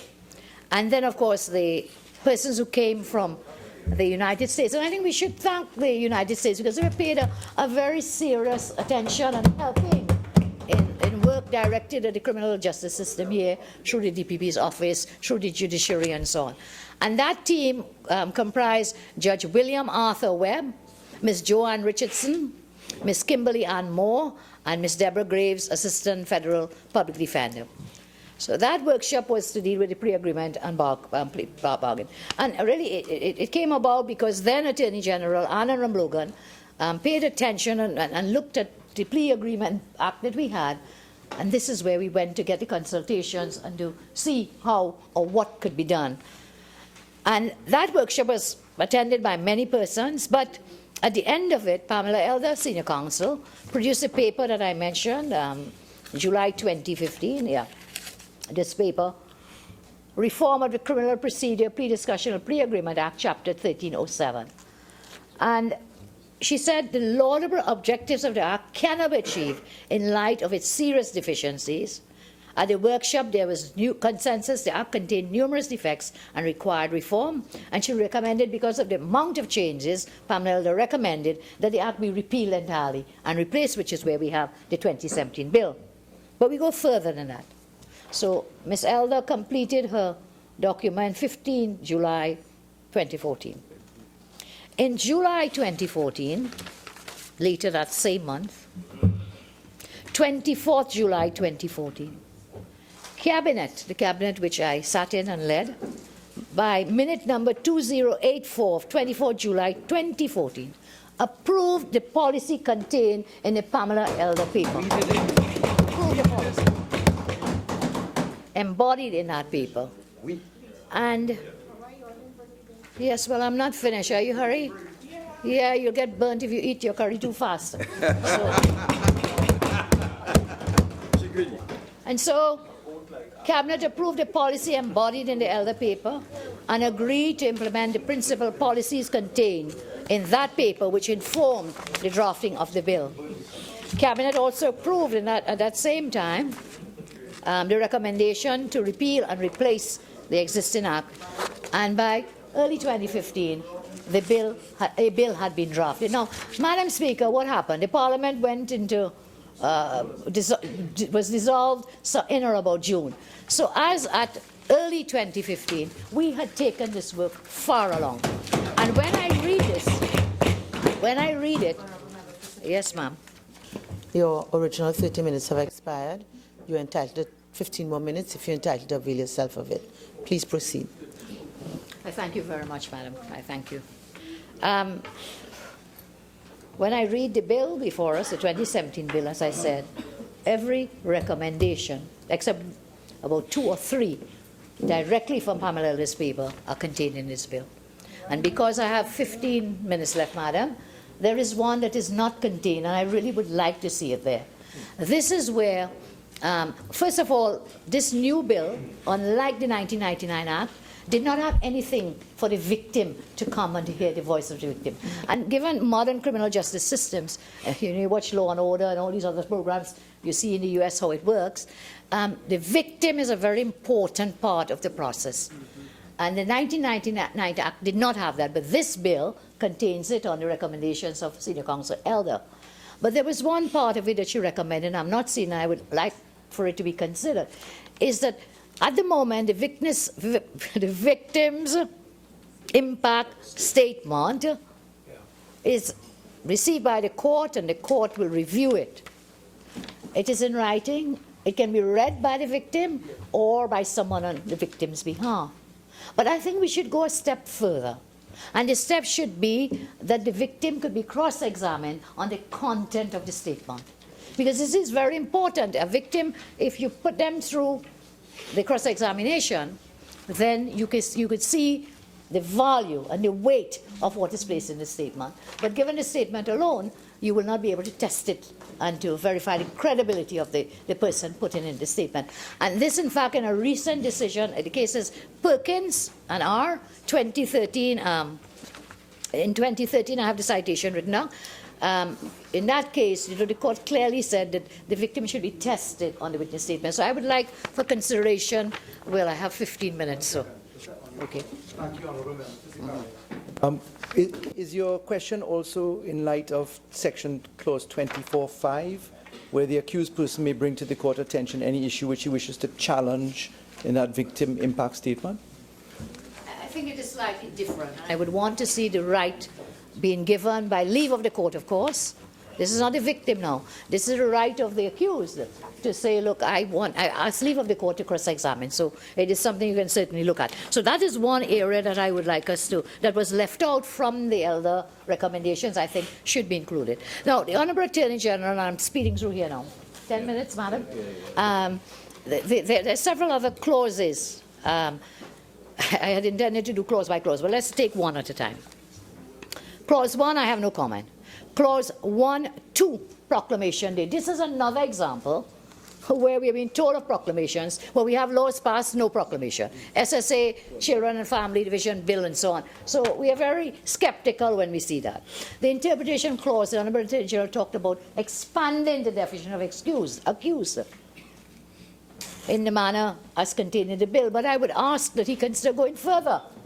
And to, instead of saying accused means, and I don't want to get too technical, we can do some of it in committee, accused means should be amended to expand it to say accused includes the two categories you have there, because there may be a third category of person, a third one, and I can deal with it in committee stage, but it should be expanded and leave it open, includes, so you do not close the doors for other kinds of scenarios, fact scenarios and permutations which may present themselves. There is no definition of court in the definition section, although there are references throughout to high courts, summary courts, and so on. Director of Public Prosecutions, really superfluous language, just section 90, you don't need about his responsibilities and so on. We can deal with that. The improper inducement definition is excellent here. Again, this came out of Pamela Eller's direct words, where she took it out of the Canadian Department of Justice working paper. So we are very happy with that. Offense, your definition says is a criminal offense. Please explain, because to me, in order to be an offense, it has to be a criminal offense. You can't have a civil offense unless the AG knows otherwise. Plea agreement, again, we have plea agreement in section 4, but in the definition section, you say plea agreement means what is in section 4. But when you go to section 4, the entire section 4 is a definition of the word plea agreement, and for legislative tidy drafting, it should and rightfully belong in the section 4, in the definition section, should be lifted and placed in the definition section. Now, those are minor things which I can go. You have some spelling errors, you have left out some words in the drafting I can deal with at committee stage. But there are two clauses, again, in the short time that I have difficulty with.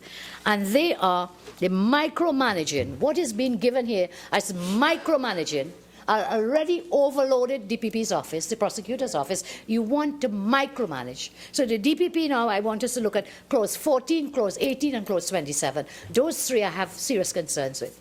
The clause 14 talks about the victim statement, impact statement, and so on, and saying it should not contain certain things. Why? Why? Why should it not contain it?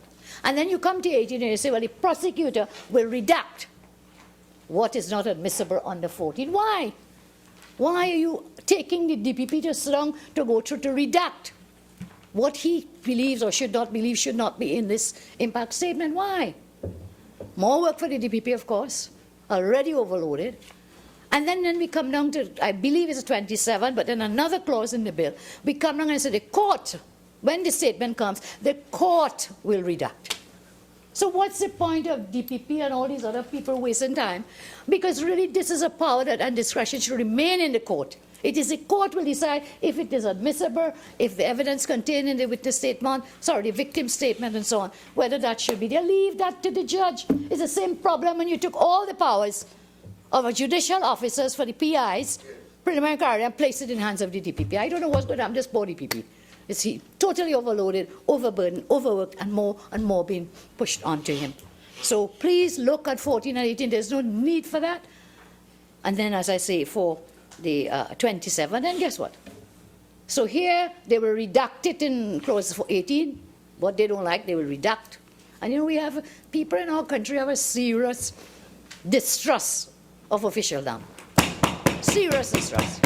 May have a greater comfort zone if it's a judge handling this matter. And in any event, all evidence before a judge is dealt with by the judge, whether it's admissible or not admissible, leave it in the hands of the judge. So, you're redacting at this early stage. You're redacting at the judicial, when it gets to the judge, no. You know, it may be very nice at this point to say the only thing that should be redacted is that government sitting on that side. Redacted. Redacted. So in the definition clause, and then there is some, I think, bungling and bundling.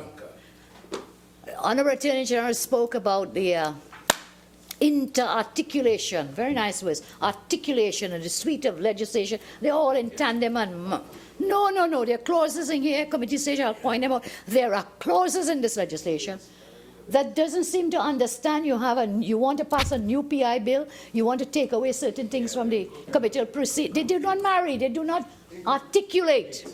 They do not articulate. And it really comes from, you know, it's a kind of this piecemeal approach. Pathetic, pedantic, really. You know, piecemeal approach to taking the law. And I have a recommendation that I would make on that in the 2 minutes I have left, 7, right. So those are some clauses I have difficulty with. I will deal, if I get the opportunity in the committee stage, with them. One moment. You want to vote for the bill and go home? Look, you don't even have to vote for it, you could just go home. I mean, Member for Superior. I'm sorry. Please, yes, don't be distracted. I remember. Don't go there. MP Munilal had some very strong words for him, but I will not go there. I'll be guided, Madam Speaker. I'll be guided. So I want to say we agree we should have legislative interventions to deal with the backlogs in the courts.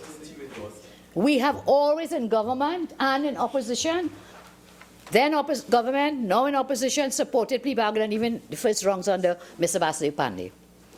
But we need to get it right. And I think we must stop spending too much time on who brought the better bill. And let us get at what is right. Let's get it right. We did it in the FATCA legislation. You know, we had to pull them kicking and screaming into the Jersey, but we got it better. We improved on it. So when we look at the clause in the bill, there appears to be no sufficient articulation in the clauses of this and the other parts, the other legislation Honourable AG mentioned. There are serious issues where the parties involved in implementing this bill would be very hard-pressed to meet timelines. So, for example, there are many timelines being set for things to be done within 14 days. Madam, is that real? The person who is doing that is sitting in an office and is not involved in the courts. They are not involved in the system like the member for St. Augustine who will tell us about it. In 14 days, you want to transfer all the documents? Impossible. Impossible. First of all, you have to get a transcript. Madam, I think, with all being personal, Madam has practice in the course and will understand transcript. How long you take to get a transcript? 14 days? Way beyond 14 days. A lot of the timelines need to be, yes, we want to deal with delay. And, you know, there's a point about fast-tracking legislation and so on. And there's a very important document put out by the House of Lords when they talked about fast-tracking legislation and also fast-tracking what is in the legislation. And they talked about 5 principles we believe should underpin the consideration of fast-tracking. And they are: the need to ensure that efficient parliamentary scrutiny is maintained in all situations. So we're getting all of these, but we don't have that level of parliamentary scrutiny. The need to maintain good law. So whilst this emergency, yes, we know the criminals are, the barbarians are the gates, the criminals are the gates, and we must do something. Hey, we still must pause for a cause. It must make sure that this is good law and doesn't further create an administrative nightmare in the system out there.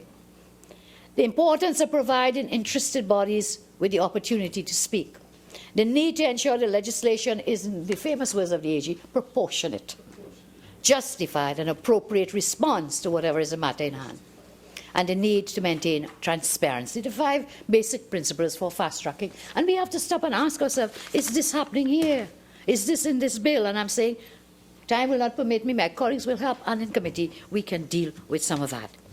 How do we go? So my suggestions are these, Madam. 3 minutes.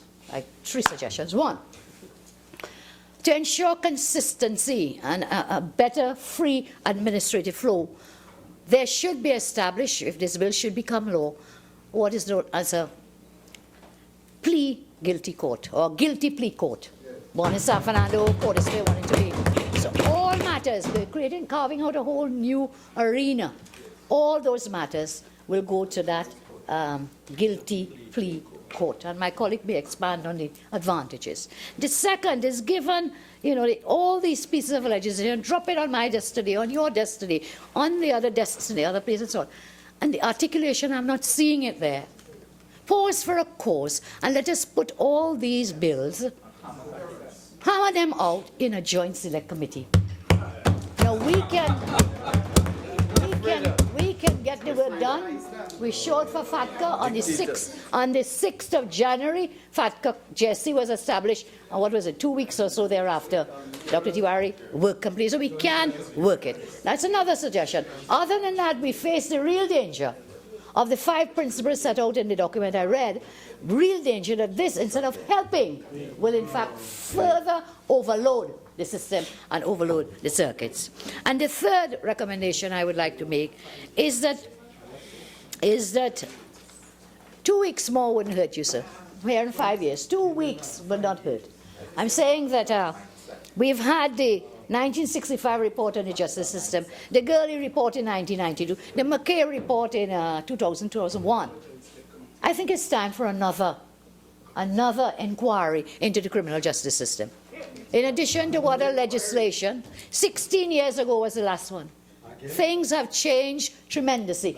This year, madam, if you look at the British, this year, 2016, a comprehensive report on their criminal justice system was done, notwithstanding that several had been done previously. So that's another suggestion. Another suggestion. And, the Honourable Attorney General doesn't take suggestions. That's why we will end up, and this country will end up in the position in which it is. You do not take mutter and mutter and mutter, mutter and mutter. And so, as I close, I make these suggestions in good faith, Madam Speaker. And it is not simply to say, oh, waste money, because we are wasting lives. We are wasting lives in this country. The justice system has collapsed. It is no longer tottering. It has collapsed. Ask any man or woman out there. I was reading MP Hines when he was in the House when the 1999 bill was passed. Yes? And talking about people lining up outside the courts and so on. Justice delayed is justice denied. And finally, in the war of 50 seconds, no seconds. I thank you. 1 second for the time. I thank you, madam. The Honourable Chief Justice, none. I thank you very much. I thank you.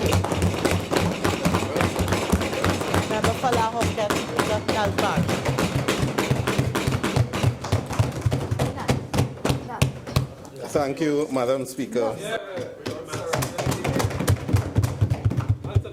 Madam Speaker, I was surprised by the beginning of the contribution for the member of Superior. Because if I'm not mistaken, I heard her say that whenever the UNC is in government, crime rises. And but the obvious implication of when the PNM is in government, crime rises, is that whenever the UNC is in government, crime rises. And now, I don't want to see any relationship with those two facts. I am not one of those who believe that when the UNC, as its official policy, says that there will be civil disobedience or they will sleep with the devil, and those inferences are not meant to refer to the fact that whenever they are in opposition, crime rises. But I notice that they, as usual, do not support any efforts to deal with the increase in crime.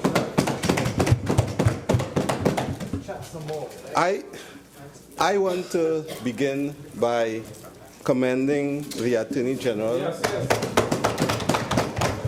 for the hard work that he has put into this suite of legislation aimed at reforming the criminal justice system and dealing with the issue, and we can say it's a crisis, of crime affecting the country in a holistic manner. So that we have had the Family and Children Division Bill, which sought to look at the incidence of crime from the young people and seek to guide them towards a better life. We have had the Strategic Services Agency Amendment Act, which also looked at providing the intelligence for the security services to treat with the incidence of crime. We have had the whistleblowing bill, the miscellaneous provisions anti-gang bill, the indictable offences pre-trial bill, procedures bill, which treats with the issue of preliminary inquiries. And these bills are meant to address in a holistic way the incidence of crime and the fact that we are dealing with a serious situation. Now, I am surprised that the opposition has yet again either said they're going for a joint select committee or inferring that they will not support the bill in its present form. You see, my surprise stems from the fact that almost every month since this Parliament, they have sought to highlight crime as a definite matter of urgent public importance. And they have, in fact, I have the figures. Last week, the member for Urpooch sought to bring such a motion. There, on May 20th, 2016, a motion was brought by the member for Siparia. On June 20, 2016, there's another motion on the unprecedented increase in murder. On February 3rd, there was another motion on, and the same strategy is being used in the other place. So in the Senate, there are similar motions on 11th of January 2017, the 24th of May 2016, the 25th of January 2016. It is clear that what the country sees as a crisis, they are seen as an opportunity to get back into government. They see it as an opportunity to discredit the government, to throw us off our guard, and to seek to get the support of the population. But fortunately for us, I think the population is well aware of the UNC's approach to this problem. Now, their approach was spelled out when the members for Siparia faced a similar situation with an upsurge of murders in 2012, and she declared a state of emergency. Now, I would just like to show that we fell off the slippery slope, according to the member for Siparia, when we declared a state of emergency in 2012.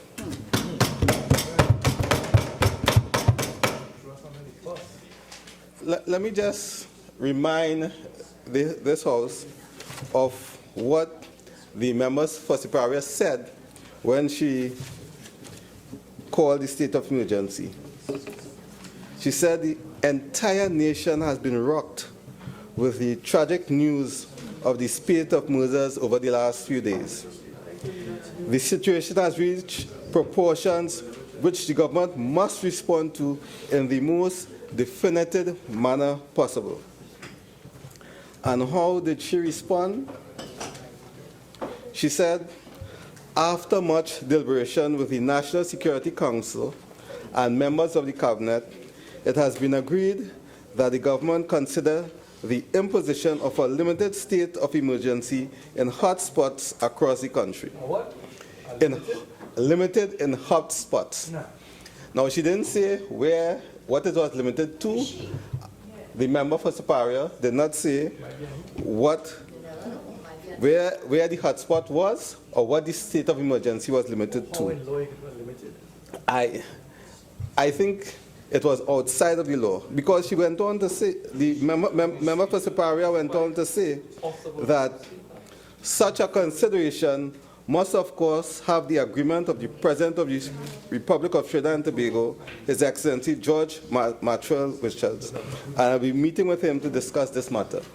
So the member for Superior, after falling off the slippery slope and not being able to deal with the crime surge that was affecting her administration, called a state of emergency without informing the President. She called a state of emergency. At the time she called it, she hadn't spoken to the President. She called a state of emergency. She called a state of emergency without identifying the areas that it was limited to. Madam Speaker, 48-1. Continue. Thank you, Madam Speaker. And that was the UNC's approach with dealing with this crime situation. This bill today and the series of legislation that have been brought before this House is our approach to dealing with the crime situation. And it is an approach that takes into consideration the fact that crime is a multifaceted phenomenon and that we all need to work together to solve this problem. Now, the bill before us today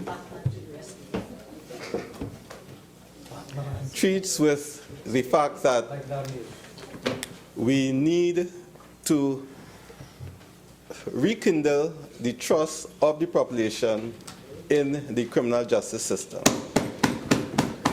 And that trust is borne out in several clauses of the bill, so that the Honorable Attorney General looked at, I think, if I'm not mistaken, it's clause 24,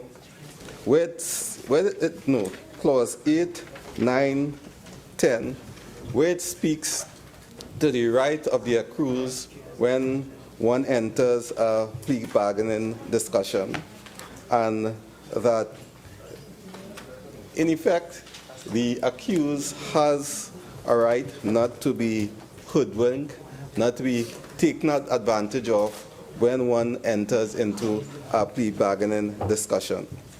And now, we all believe that attorneys are honorable people. In this House, we can say that we have several attorneys and they're honorable people, but there are concerns with trust in the criminal justice system. And those concerns, I think if one looks back to how that state of emergency was prosecuted, the fact that one used the Anti-Gang Act to arrest and to bring a number of people before the court without proper justification. And in fact, I'm looking at the Express of October the 8th, 2011, and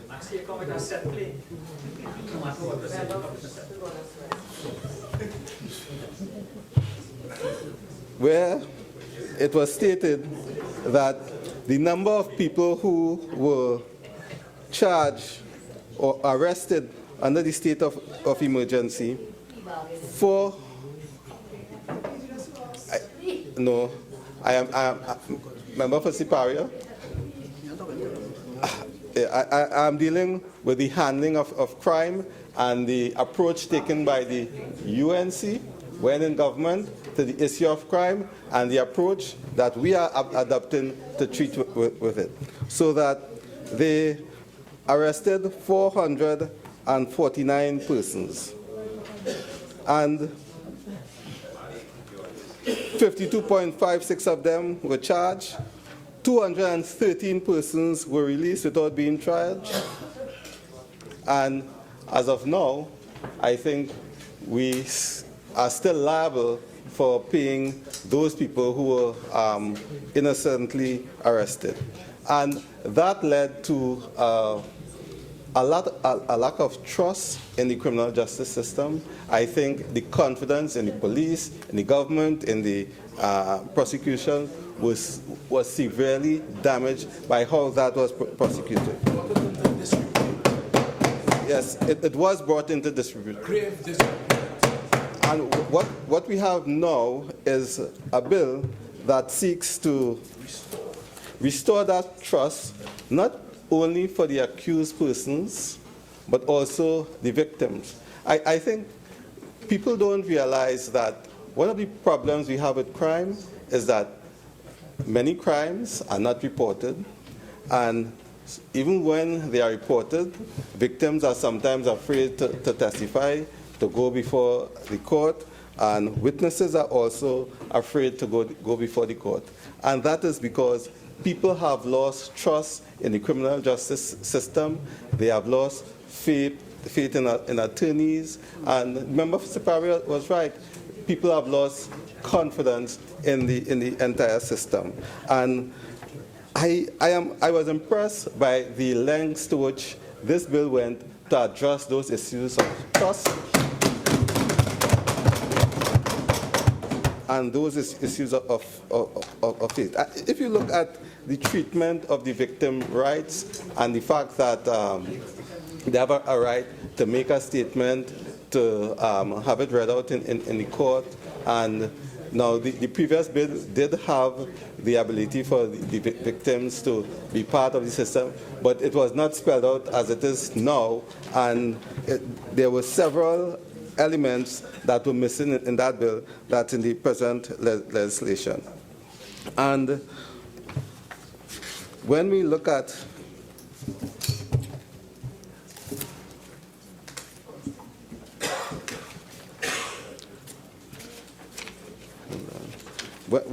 this section dealing with the 14 days and the fact that there's a timetable for this to happen, I would like to think that would have been commended by the member for Siparia, because what it means is that we are seeking to get the bill fast-tracked, to get the delivery of justice fast-tracked, and to impose a timeline on the system so that we do not end up in the same situation that we are in today. And for the member to criticize the fact that we put 14 days in the legislation and that it cannot happen in 14 days. Now, what that shows is that it couldn't happen under 14 days under the UNC because they were not committed to delivering justice. They were not committed to doing anything. They were not. I'll come to the basis for saying that. In fact, let me respond to the member for Carinese.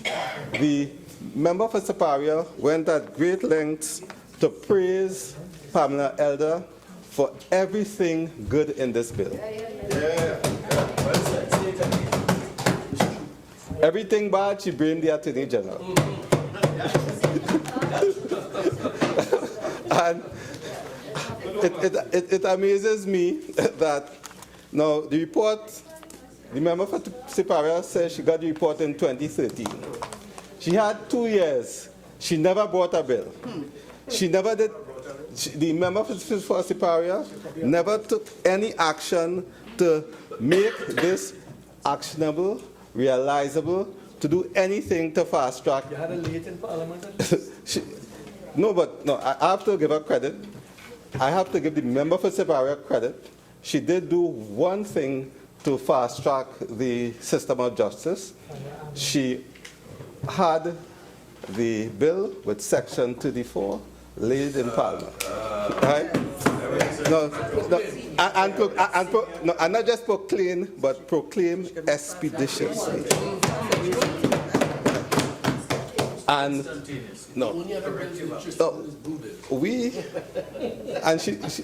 she's right.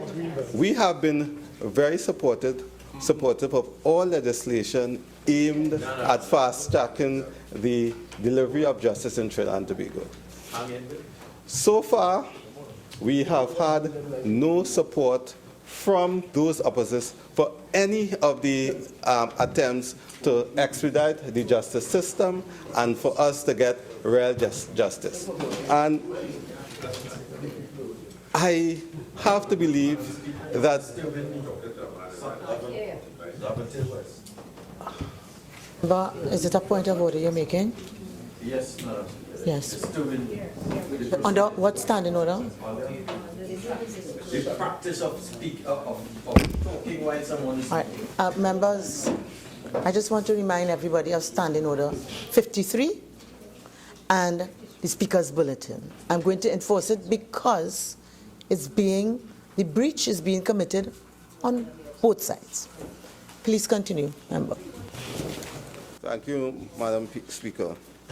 Now, the point I was making was that every time we bring a piece of legislation that aims to treat in a holistic way with the criminal justice system and expedite the system of justice, the members opposite seek to kick the ball down the road.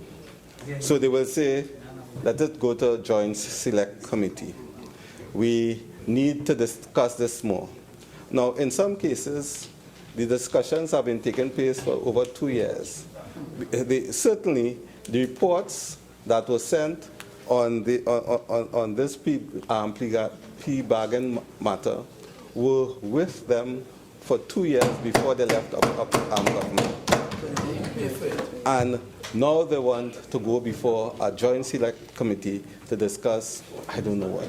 And I think we have a bill before us. If they have some serious amendments, they can put them forward. But we need to pass this bill now. I think the country expects us to do something about the high incidence of crime.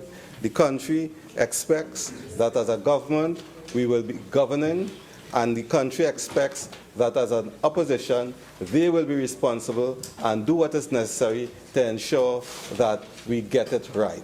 With those few words, Madam Speaker, I thank you.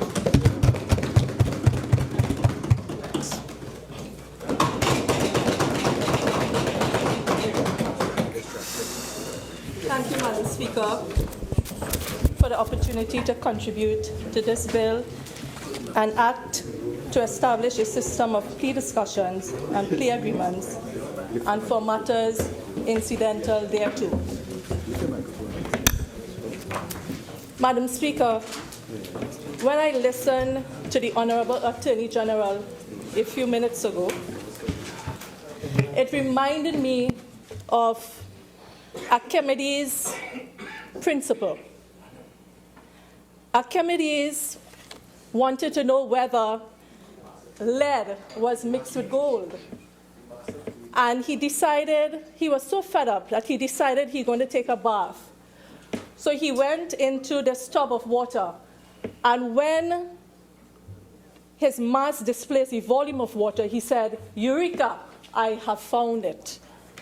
And this is exactly what this bill reminded me of when I heard the Honorable Attorney General speaking here today, is that this bill is really the solution for the ills that plague the criminal justice system. And this cannot, a bill by itself, Madam Speaker, in isolation, because we are seeing that the Honorable Attorney General is saying he's passing bill after bill, a suite of legislation to curb crime.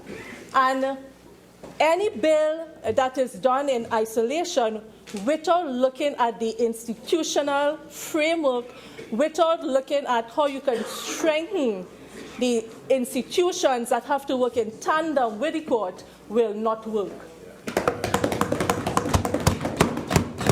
Madam Speaker, we are aware of the delays in the criminal justice system. We are aware that we have in excess of 2,200 remandees, 1,000 non-bailable offences, and the rest still waiting for their matters to be tried.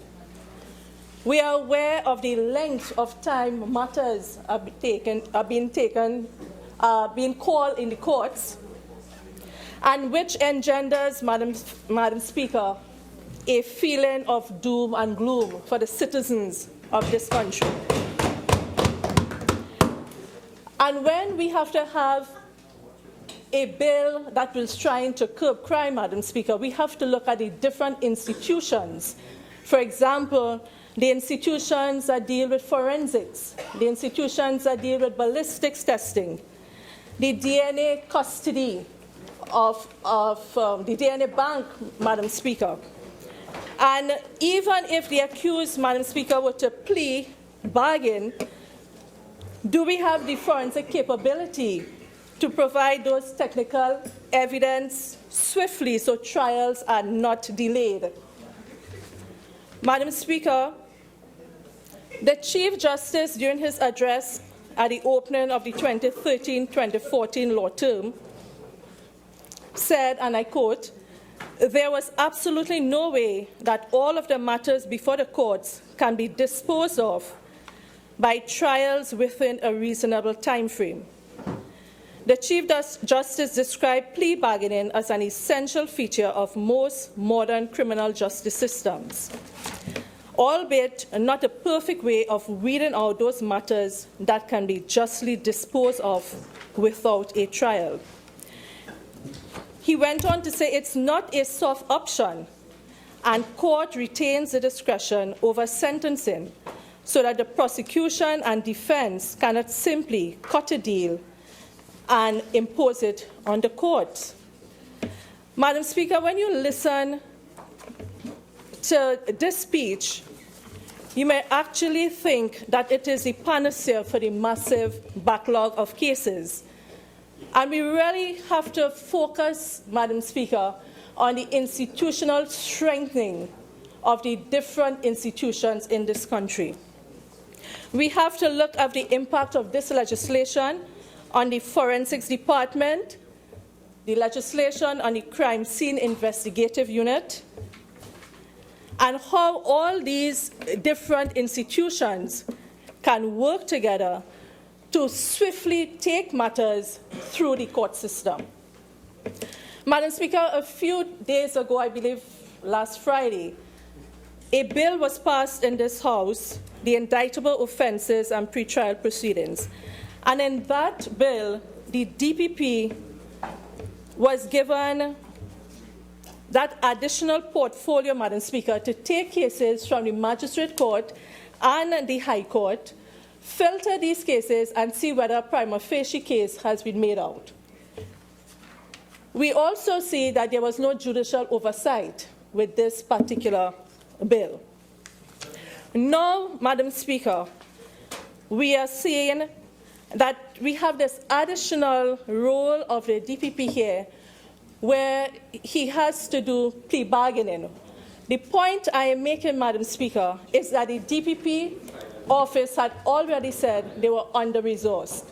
They had 104, the number of attorneys supposed to be in the DPP office ought to be about 104. He said that there was only about 34 attorneys. So how is it then that this additional function with this limited number of attorneys can deal with all this additional work for under-resourced DPP office?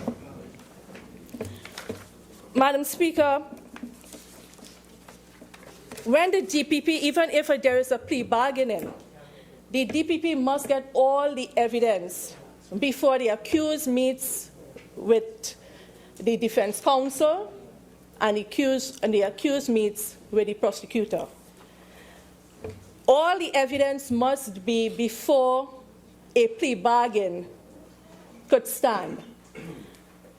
And if there is a gap between the detection rate and the conviction, then you can have how much plea bargaining. You will want to have plea bargain, but you do not have the evidence for the DPP to work, so you still have delays, because if you request ballistic report, Madam Speaker, from Forensic Division, it takes between 4 to 5 months to get a report. 4 to 5 months. As we speak, Madam Speaker, there are 3,200 cases in the Ballistics Division. And you take 4 to 5 months to get a report. And as we speak, I'm sure it is going to increase. So we have this further delay because the matter still cannot be expedited.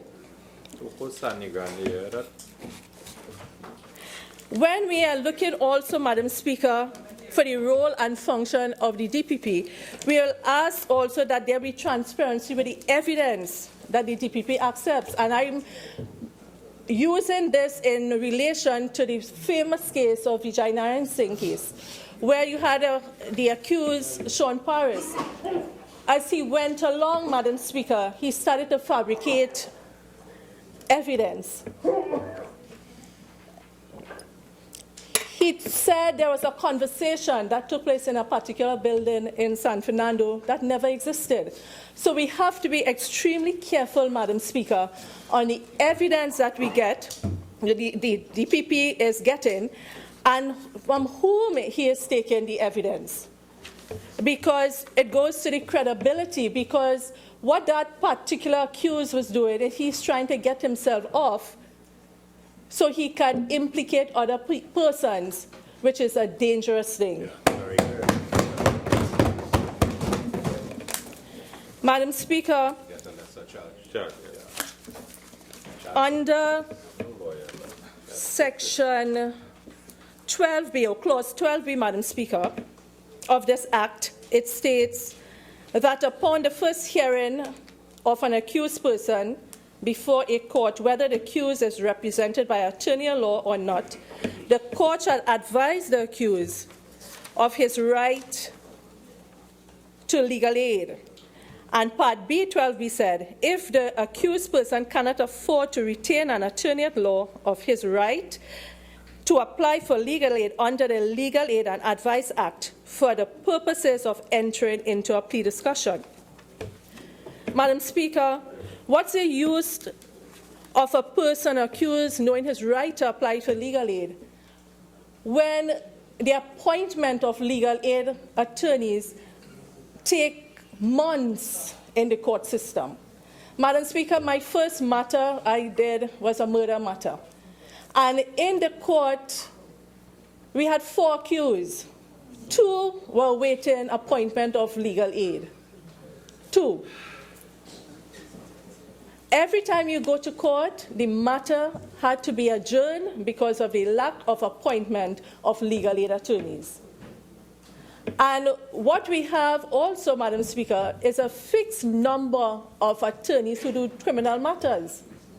So how is it then that the accused knows his right here, but no appointment is taking place and the matter keeps dragging on? Again, a delay in the trial of matters. Madam Speaker, in the Newsday, June 15, 2014, I think most of the speakers had spoken about this symposium, the Dana Sital Symposium, Re-Engineering the Criminal Justice System at UE. And in that symposium, Madam Speaker, the DPP said, with the low detection rate and lack of strength of evidence, criminals have no real motivation to cop a plea. And that takes us to the point, Madam Speaker, for a scenario.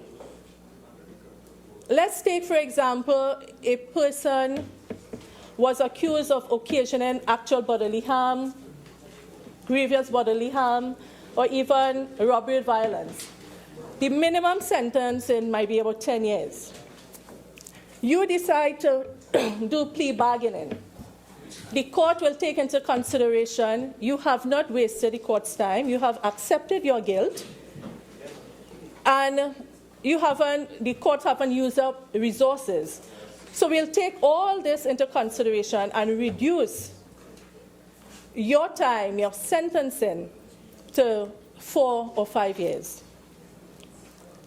Madam Speaker, an accused now could either opt for plea bargaining or he can opt for trial. And what we have found in this country, in the judicial system, is that most of the accused now, they will opt for trial because when they go before the courts, Madam Speaker, the evidence that the prosecutors have beforehand is so unreliably or manifestly unreliable that most times they cannot get a conviction. So the person who decides now, I will go for the trial, the same person up for a trial, he would be dismissed than going behind bars for a number of years. So we're seeing that because the detection rate and the conviction rate is a big gap, most persons will decide to opt for a trial than to plea bargain. Because we know, Madam Speaker, the accused persons know about the evidence gathering in this country, the way at which evidence is taken, the way how it is stored, the ease of tampering. They know about these things, and accused persons know about these things. And they make tactical moves. It's not only the Attorney General knows to make tactical moves when he wants to remove the 3/5 majority. We have accused persons doing tactical moves and deciding that they prefer to go for trial than to plea bargain. And Madam Speaker, I think the member for Siparia also spoke, and the Honorable Attorney General spoke about the matter of Barlow. He was a U.S. war veteran, Trinidadian, and he was kidnapped from the Salmon Tree Bar in Aranjuez. I recall that particular day because that's the same day one of our relatives of ours was released from being kidnapped. And Madam Speaker, he was subsequently murdered. We had the extradition of the 7 accused, and within 1 year, you had the last person sent to the United States and indicted. 1 year. And the difference is because of the way they can gather evidence and to bring the evidence before the accused, and the prosecution say, this is the evidence. Either you do a charge bargain or you do a sentence bargain because of the way evidence is gathered. I do the comparison now with Vindra Naipaul case, where we had 11 of them dismissed. Murder because of the evidence and the rate in which you have conviction being done in Trinidad. So, Madam Speaker, we also have what is called risk-averse defendants, those who are innocent persons and who would really want to even admit to a crime. Let's say it's a murder. The punishment for murder is death. They might be innocent and they would still want to admit to those crimes because they know that they prefer to stay years in jail rather than to be hanged. So those risk-averse persons, Madam Speaker, these innocent persons with plea bargaining find themselves admitting to things. If they have the law, yes. Member, please. So a second charge. Oh, sorry. There is a particular way by which interruptions are done under the standing orders. I'm asking members to kindly respect the standing orders. Continue, member for Urupuch West. Thank you. Yeah. Madam Speaker, the member for Port of Spain North, St. Anne's West, sorry. Yes, you could plea, and you could plea to manslaughter, from murder to manslaughter. Madam Speaker, in the United States of America, that's why we're saying we have almost 90% of these matters go for plea bargaining, and the other 10, or less than 10, I think, goes for trial. 5%, the member for Caroni East is telling me. What we have in the United States, Madam Speaker, is that we have something called an innocent project. Madam Speaker, in that innocent project, we have persons, 300 persons in that innocent project, and at least 10% of that 300, which is about 30 persons, have admitted to a crime they did not even commit. And why it is that they have those 300 persons in this innocent project is because when they did the DNA analysis, they have found out that those persons really didn't commit the offenses. So imagine you have persons actually admitting to offenses they did not commit. So what perhaps a way on which we can make changes to the bill, Madam Speaker, is if we could do a registry of exoneration. Like people who have done or have committed minor offenses, they have let them be exonerated. In that registry, the names will be there, so these persons will have an opportunity to reintegrate into society, have an opportunity to get a job, because most persons, when you have to gain employment, they want a police record. And I'm seeing recently, Madam Speaker, I don't know if it's just or what, but the member to apply for the Director of Health for Southwest RHA, I'm seeing the advertisement saying they need a police record. And I'm sure the member for Caroni East would know that if you have a police record and you have some conviction, you cannot be a doctor. So I was wondering with the advertisement if it was really oversight for a doctor having any conviction. All right.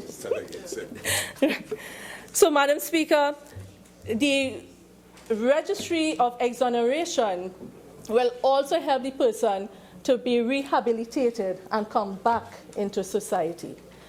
So, Madam Speaker, this bill has its limitations. This bill has its flaws in the sense, Madam Speaker, that if we need to expedite matters through the court, all the different institutions have to be strengthened. We cannot expedite matters through the court if we cannot get reports from ballistics, if we cannot get reports from forensics. And we have to have an efficient running with the different institutions working in tandem together with the courts. And with those few words, Madam Speaker, I take my seat.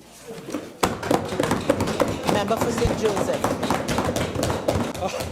Madam Speaker, it is with a degree of astonishment that I rise to contribute after Urupuch West. And I will come to some of her astonishing suggestions. Madam Speaker, we are here to discuss a bill on plea bargaining, and the bill centers around crime and criminality. And I am astounded and amazed at utterances coming from those opposite consistently claiming that one bill or one piece of legislation will not solve crime. And you know what? They are right. Because to solve crime is a multifaceted thing, and we have never suggested that either the bill on PI or any individual bill will solve crime. The police has a role to detect and to maintain general law and order, and that is why under this administration we have instituted the manpower audit, so that we could have the data on the police service, know the amount of policemen we have, when they are on vacation, when they are in court, and you could drive efficiency. But the member for Siparia is saying that this bill will not help crime or the criminal on the street. That is where the police will come in. And that is why you need the manpower audit. But what is the role of the legislature, which is what we are here? We are here to debate and pass laws, which is what we are doing, to give the other facets of crime fighting an even chance. And it is clear that members opposite don't understand how a criminal justice system works. But we are here, the PNM is here after 60 years, serving the public in and out of government, and we are here again today to pass good laws. And I want to contextualize this bill and to contradict what both Siparia has said and Oropouche West. Oropouche West said, this is not the solution. This bill in isolation would not solve crime. You have to work in tandem with other things. Mrs. Kamla Prasad-Bissessar, the honorable member for Siparia, spoke about a suite of bills not addressing crime or the criminals on the street. Let me remind you and the national population via your good office, Madam Speaker, what the suite of legislation referred to by the honorable member for Siparia spoke about, so that we can all see that no one bill will address crime and criminality, but in tandem, the suite of legislation proposed by the Honorable Attorney General via his legislative agenda will do just that. So what is the suite of legislation? The Whistleblower Legislation 2016 bill, important. The Strategic Services Act 2016. The Motor Vehicle and Road Traffic Bill has a serious place to play in crime, because most crimes are committed with the use of a motor vehicle to either drive to the scene or get away from the scene. So this is a very serious approach to crime. The Cybercrime Bill, the Summary Offences Fixed Penalty Bill, the Bail Amendment Bill, the Evidence Amendment Bill, all are part of the suite of legislation. What about the Indictable Offences Pre-Trial Proceedings Bill? What about the Miscellaneous Provisions Firearms Intersection of Communication Bill? What about the prison rules? All these are pieces of legislation to work in tandem, and I am not finished, because they want to know what is the suite. The Criminal Procedure Plea Discussion and Plea Agreement Bill, which we have today. The Parole Bill, which will come. And very important, campaign financing, Civil Asset Forfeiture, Mutual Assistance in Criminal Matters Act, Proceeds of Crime Amendment Bill, legislation for beneficial ownership of legal arrangements, and the Gambling Bill. So this is the entire suite of legislation to tackle crime and criminality. So I am hoping that through you, the population will see that this bill is not the only bill to deal with crime. And I am shocked and amazed at how the opposition continues to fool the public by picking out one bill and trying to put one bill as the panacea for fighting crime. Madam Speaker, I want to now respond directly to my friend from Oropouche West. with her National Registry of Exonerations, which may have some merit. But the honorable member is quoting an advertisement to recruit doctors for the Southwest Regional Health Authority and is now suggesting we should recruit doctors with criminal records. That you exonerate certain crimes. Even to be a taxi driver, you need to have a clean record.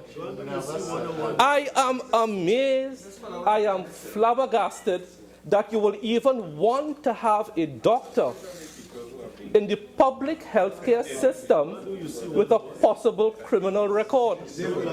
That is what they are suggesting. It is absolutely amazing. Absolutely amazing.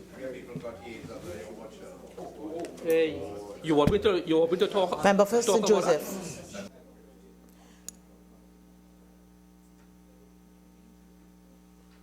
Please proceed. Madam Speaker, the honourable member for Siparia said that there is no clear coordination for the criminal justice system. Right? Sorry? Money? Body. Good. And I'm glad you clarified it. Body. Let us understand what the last administration tried to do under the Ministry of Justice. Under the Ministry of Justice, and not one, not two, not three, but 4 ministers of justice, they did nothing. Absolutely nothing, and spent $2.2 billion over 5 years and did nothing. Absolutely nothing. But let me show you, Madam Speaker, what was the cost of doing nothing for 5 years under this coordinating body that is now being proposed. And I go back to a question which I posed on Friday, June 11, 2014, to the then Minister of Justice, the Honorable Emmanuel George, about the cost of 4 judicial centers, because the member for Siparia wants this coordinating body. They were never interested in the criminal justice system, but rather they were more interested in awarding contracts for $1 billion TT to build 4 judicial centers. $1 billion TT, in addition to the $2.2 billion spent on the Ministry of Justice. So they would have spent $3.3 billion and have achieved what? Nothing. So let's talk about what we can learn from the failed experiment called the Ministry of Justice. Because the member for Oropuch West spoke about institutional strengthening. Under the last administration, Madam Speaker, I sat here and said nothing. Nothing when member for Siparia and Oropuch West spoke. Could I speak in silence, please?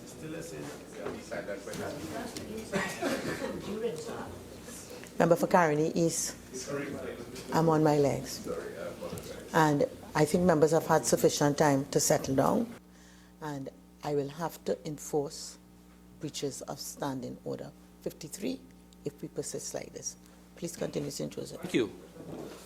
Under the UNC Ministry of Justice, it says here, a criminal justice system comprises of 4 main components. 1, legislative process, creation of laws. That's what we are here about. I called out the suite of legislation that we are bringing. We did not need to create a ministry to do that. 2, the investigative process. Investigation and detection carried out by who? The police service. And that is why we said, let's do the manpower audit of the police service. We did not need to create a Ministry of Justice and spend $3 billion to know that we have to do that. The adjudicative process, the provision of a system of trial. Their Ministry of Justice said the provision of a system of trial, not trial by jury. And now we are saying, let's free it up and have a system where the accused can opt for a trial by jury or a trial by judge alone. So we are doing what they promised without spending $3.3 billion. Also, it talks about the corrective process, the provision of correctional and rehabilitative programs. The Honorable Attorney General would have spoken about improvements being made to remand yard, provision of toilet facilities and so on, and depopulating of remand yard. But plea bargaining, as I have come to understand, is one of the main methods of depopulating your remand yard. So we are doing everything you had promised under a Ministry of Justice, but we are doing it without waste, without mismanagement, and without corruption. And we are doing it without having to pay 4 ministers of justice. Madam Speaker, my friend opposite the member, honorable member for Siparia, is quite fond of calling the name of Dana Sarup Sitahal. God rest her soul. And I want to refer to an article of May 30th, 2010. By whom? Dana Sarup Sitahal. To show how that Ministry of Justice would have taken us nowhere and nowhere very fast. In that article, Dana Sitahal is actually questioning the constitutionality of having a Minister of Justice. Could you imagine that? Questioning the constitutionality of having a Minister of Justice. And Ms. Sitahal quotes Section 76(2) of the Constitution, which provides the AG is responsible for the administration of legal affairs, but subject to Section 79, which allows the PM to advise the President, so on. But Dana Sitahal QC then asked Essie, but can she, meaning the Honorable Member for Siparia, assign responsibility for the Criminal Law Department to a Minister of Justice? I'm just putting that on the table to show that that whole Ministry of Justice was badly thought out, it accomplished nothing, and it was a feeding trough for contractors. That is all it was. And to create a ministry so that you could hold a government together. That is all it was. The Honorable Member for Siparia, and I'm quoting her words here, is talking about locking up innocent people. Could you imagine that our friends opposite have the audacity to speak about locking up innocent people? One of their anti-crime measures, their biggest one, after we helped them with the anti-gang legislation, we gave you the 3/5 on the anti-gang legislation. We gave you that. We didn't insist that we go to joint select and all of that. No, we did, sorry. But we made good contribution via the non-member for San Fernando West. But you know, when the anti-gang legislation failed, what were the words of then Attorney General Anand Ram Logan? Blame the PNM. You remember that?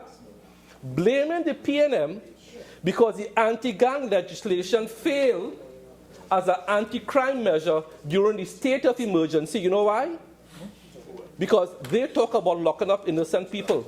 They locked up 7,999 innocent people because they locked up 8,000 people in the state of emergency and got 1 conviction.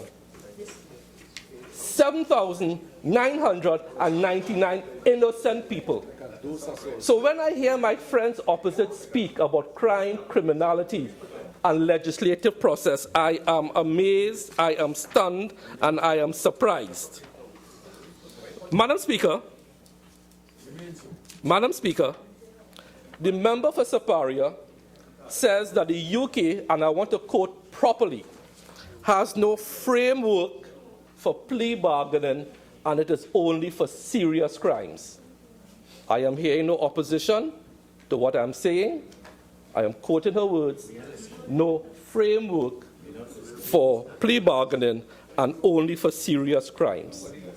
I want to alert, Madam Speaker, could you ask Oropouche West? I know that when the truth hits them, they are offended. Have about 17 minutes for tea. And any member who feels a little distracted at this time, who doesn't want to listen, who doesn't want to respect the decorum of the House, is invited. They can take the tea break a little early, and maybe when we return, they'll be able to comply. Continue, Thank you. So to refute the argument of the honourable member for Superior, I quote Baroness Cotland. Baroness Cotland says of the UK system, the plea negotiation framework is specially designed, a framework is specially designed for our criminal justice system and is not about offering discounts, immunity, or incentives to fraudsters. So contrary to what the member for Superior is saying, there does exist in the UK a framework for plea bargaining. And you know what? It is also backed up by the Code for Crown Prosecutors accepting guilty pleas under sections 9.1, 9.2, 9.3, 9.4, 9.5, up to 9.6. So I, again, do your research, members opposite. Come with facts. Don't oppose for the sake of opposition. And don't fool the population with smoke and mirrors. The UK has a framework which is codified. Please, we can do better than that as a parliament. And we ought to do better than that. Madam Speaker, let me get directly to the bill. And the first thing we have to understand is the repeal clause, which is clause 35. Where we are going to repeal the Criminal Procedure Plea Discussion and Plea Agreement Act, Chapter 13.07. And as both sides agreed, that old act was only used 12 times. And I asked people in the criminal justice system why from 1991 to 2017 we have this paucity of use. And I came up with this. It was said that in those Dana Sita workshops, it was pointed out there was a lack of proper process or steps to walk all the parties through the process, whether it was the victim, the accused, or the advocate. And that is what this bill now brings to us. Because when you look at the bill, and you look at the bill in, just pass me a copy of the bill please. The bill, part 3, which has 2 clauses, the old act only had 2 clauses to deal with process. However, the new act on part 4 has 9 clauses to deal with it, from clause 19 to clause 27. So part 4 is a big improvement over the old act, which only had 2 clauses, as pointed out in the discussions that Dana Sitahal had. And what are the clauses in Part 4 that serves to solve this mischief? And I think it's important that this be put on the Hansard to supplement what the Attorney General has said. Part 4 deals with plea agreements and plea agreement hearings, because he didn't have time to pilot all the bills. Clause 19 deals with form and filing of plea agreements with a represented accused person. Clause 20, form and filing of a plea agreement with unrepresented accused persons. So both represented and unrepresented. Because one of the dangers of plea bargaining is that what happens to the unrepresented one who may admit to a crime that they did not commit, as raised by the member for Oropouche West. Clause 21, listing matters for plea agreement hearing, very important. Clause 22, plea agreements at committal proceedings, and down to 23, 24, 25, 26, 27, including the accused withdrawal from a plea agreement. So even if the accused wants to withdraw, he can do that. So part 4, with these 1, 2, 3, 4, 5, 6, 7, 9 clauses, is a most significant improvement over the old bill, over the old act, which only dealt with this in 2 clauses. But supplementing those 9 clauses in Part 4, Madam Speaker, and this is where the public needs to focus a little bit, because the Dana Sita Hall consultations mentioned this, no proper process. And when you look at the literature critiquing plea agreements, especially in territories that don't have it in statute, they talk about the fluidity and the change of practice in different areas. Backing up Part 4 with their 9 clauses is the schedule with forms 1 to 10, which clearly puts down in writing and black and white all the safeguards for the accused and for the victim. So the Attorney General should be roundly congratulated for this. Madam Speaker, in preparing for this debate, I try to be as objective as possible, and the Attorney General will tell you, when we had caucus on Monday on this bill, I pulled out a document, which I'm going to refer to now, called William and Mary Law School, a comparative look at plea bargaining in Australia, Canada, England, New Zealand, and the United States. And this law school, William and Mary Law School, is one of the oldest law schools in the United States and is highly ranked. Because in preparing for the debate, I actually quizzed the Attorney General and caucus about the pros and cons. Yes. And I want to open with this. In the real world of criminal justice, though the trial has increasingly taken a backseat to the plea bargain resolution of the matter, and that's what I'm saying here. But the critique goes on to point about the variability, the lack of procedural safeguards, and again, this goes back to what Dana Sita Hall said. And I want to go to page 1170 of the report, under procedural safeguards. And it asks the question, and this is a question every single legislator should ask itself: does your nation have procedural safeguards in place for the protection of the defendant? And why? To ensure the integrity of the process for the prosecution. And it goes on to give you answers from Australia, New Zealand, Canada, and the UK. And this is what we are trying to do with the legislation, to get it right. But what about the other negative perceptions that stem from the informality or lack of a statutory framework? And again, the member for Siparia said in the UK there is no framework. But what we are doing here is actually putting in a framework, and I will refer to page 1184 of that same document, and this is important, talking about the public debate about plea bargaining. And it talks about how we respond to all of these. And this is why we are here, to repeal an old act which is not working and to put in place a better piece of legislation so that from 1991 to 2017, it will not only be used 12 times. Because we have a backlog. Everyone speaks about the backlog, but when you come to the parliament to clear the backlog, what do you face? Opposition. Leave it so. Don't change it. Let us go back to this. Let us consult. We want a 3/5. We want a joint select. Let us talk. The population is fed up of talk. The population is fed up of the opposition opposing for the sake of opposition.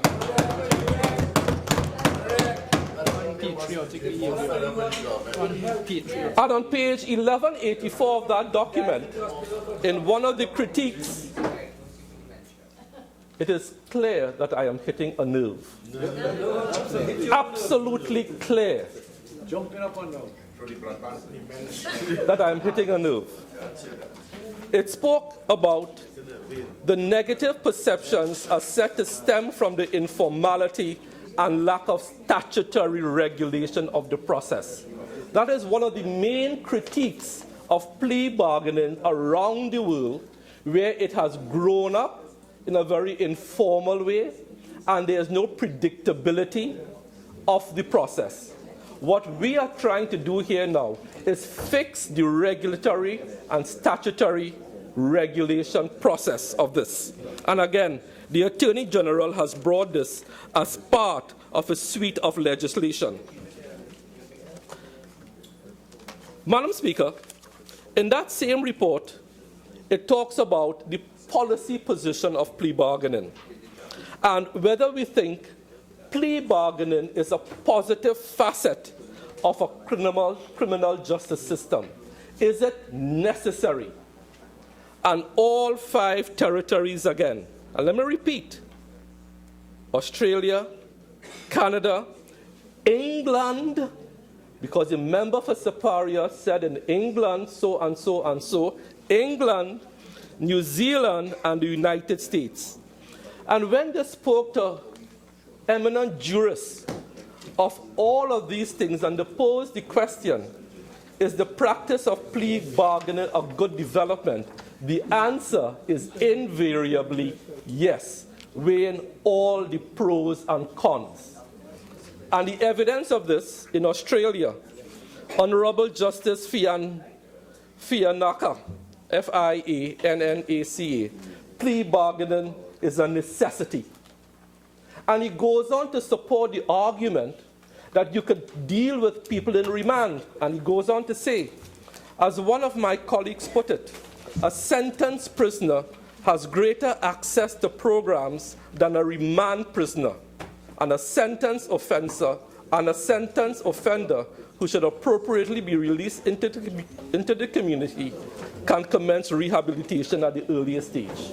So there's overwhelming evidence that a plea bargaining system is desirable, and it goes on to talk about the resource issue. Finally, it is in the interest of the community that resources of its prosecution services are used efficiently. And we know we have a resource constraint. We know that. So we want to support the Attorney General in bringing this piece of legislation. Madam Speaker, the Attorney General glanced over, in my views, because he did not have enough time, a cause célèbre for Trinidad and Tobago as far as plea bargaining is concerned. And in the last few minutes before tea, I will deal with this cause célèbre in some more detail. We have, in Trinidad and Tobago, a case well known. But do you know, in November 7, 2006, 11 years ago, the following people pled guilty. And who are they? Eduardo Hillman Waller, co-owner of Burke Hillman Consultants, Inc., who were convicted after pleading guilty as part of a plea agreement. And in that case, Trinidad and Tobago's $210 million, which was stolen from us, was part of a settlement of a plea agreement. And in Newsday article of Newsday 6, 2016, accused faces $210 million penalty. And in that same case, 4 of the other 6 accused agreed to go to jail. That is a case that is going on today in Trinidad after, 14 years? But in the US, they were able to plead, serve their time, out of jail, and hopefully, I don't know how much of that $1 billion which was stolen from us was repatriated. AG, any of that money came back here? Barely. Huh? Barely any. Barely any money. Barely any. Madam Speaker, I want to, again, as I rose to make my contribution. Speaking time has expired. You're entitled to 15 more minutes. Might I ask how much longer you're entitled 15 minutes, please. 15 minutes. All right, so might I suggest that we take the suspension now? Agreed. When we resume at 5 o'clock, I think we have about 3 minutes left on the urgent questions.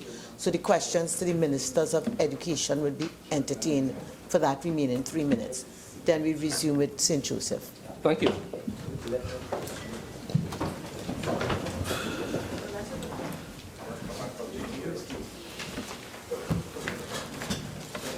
Tim, you have to be careful.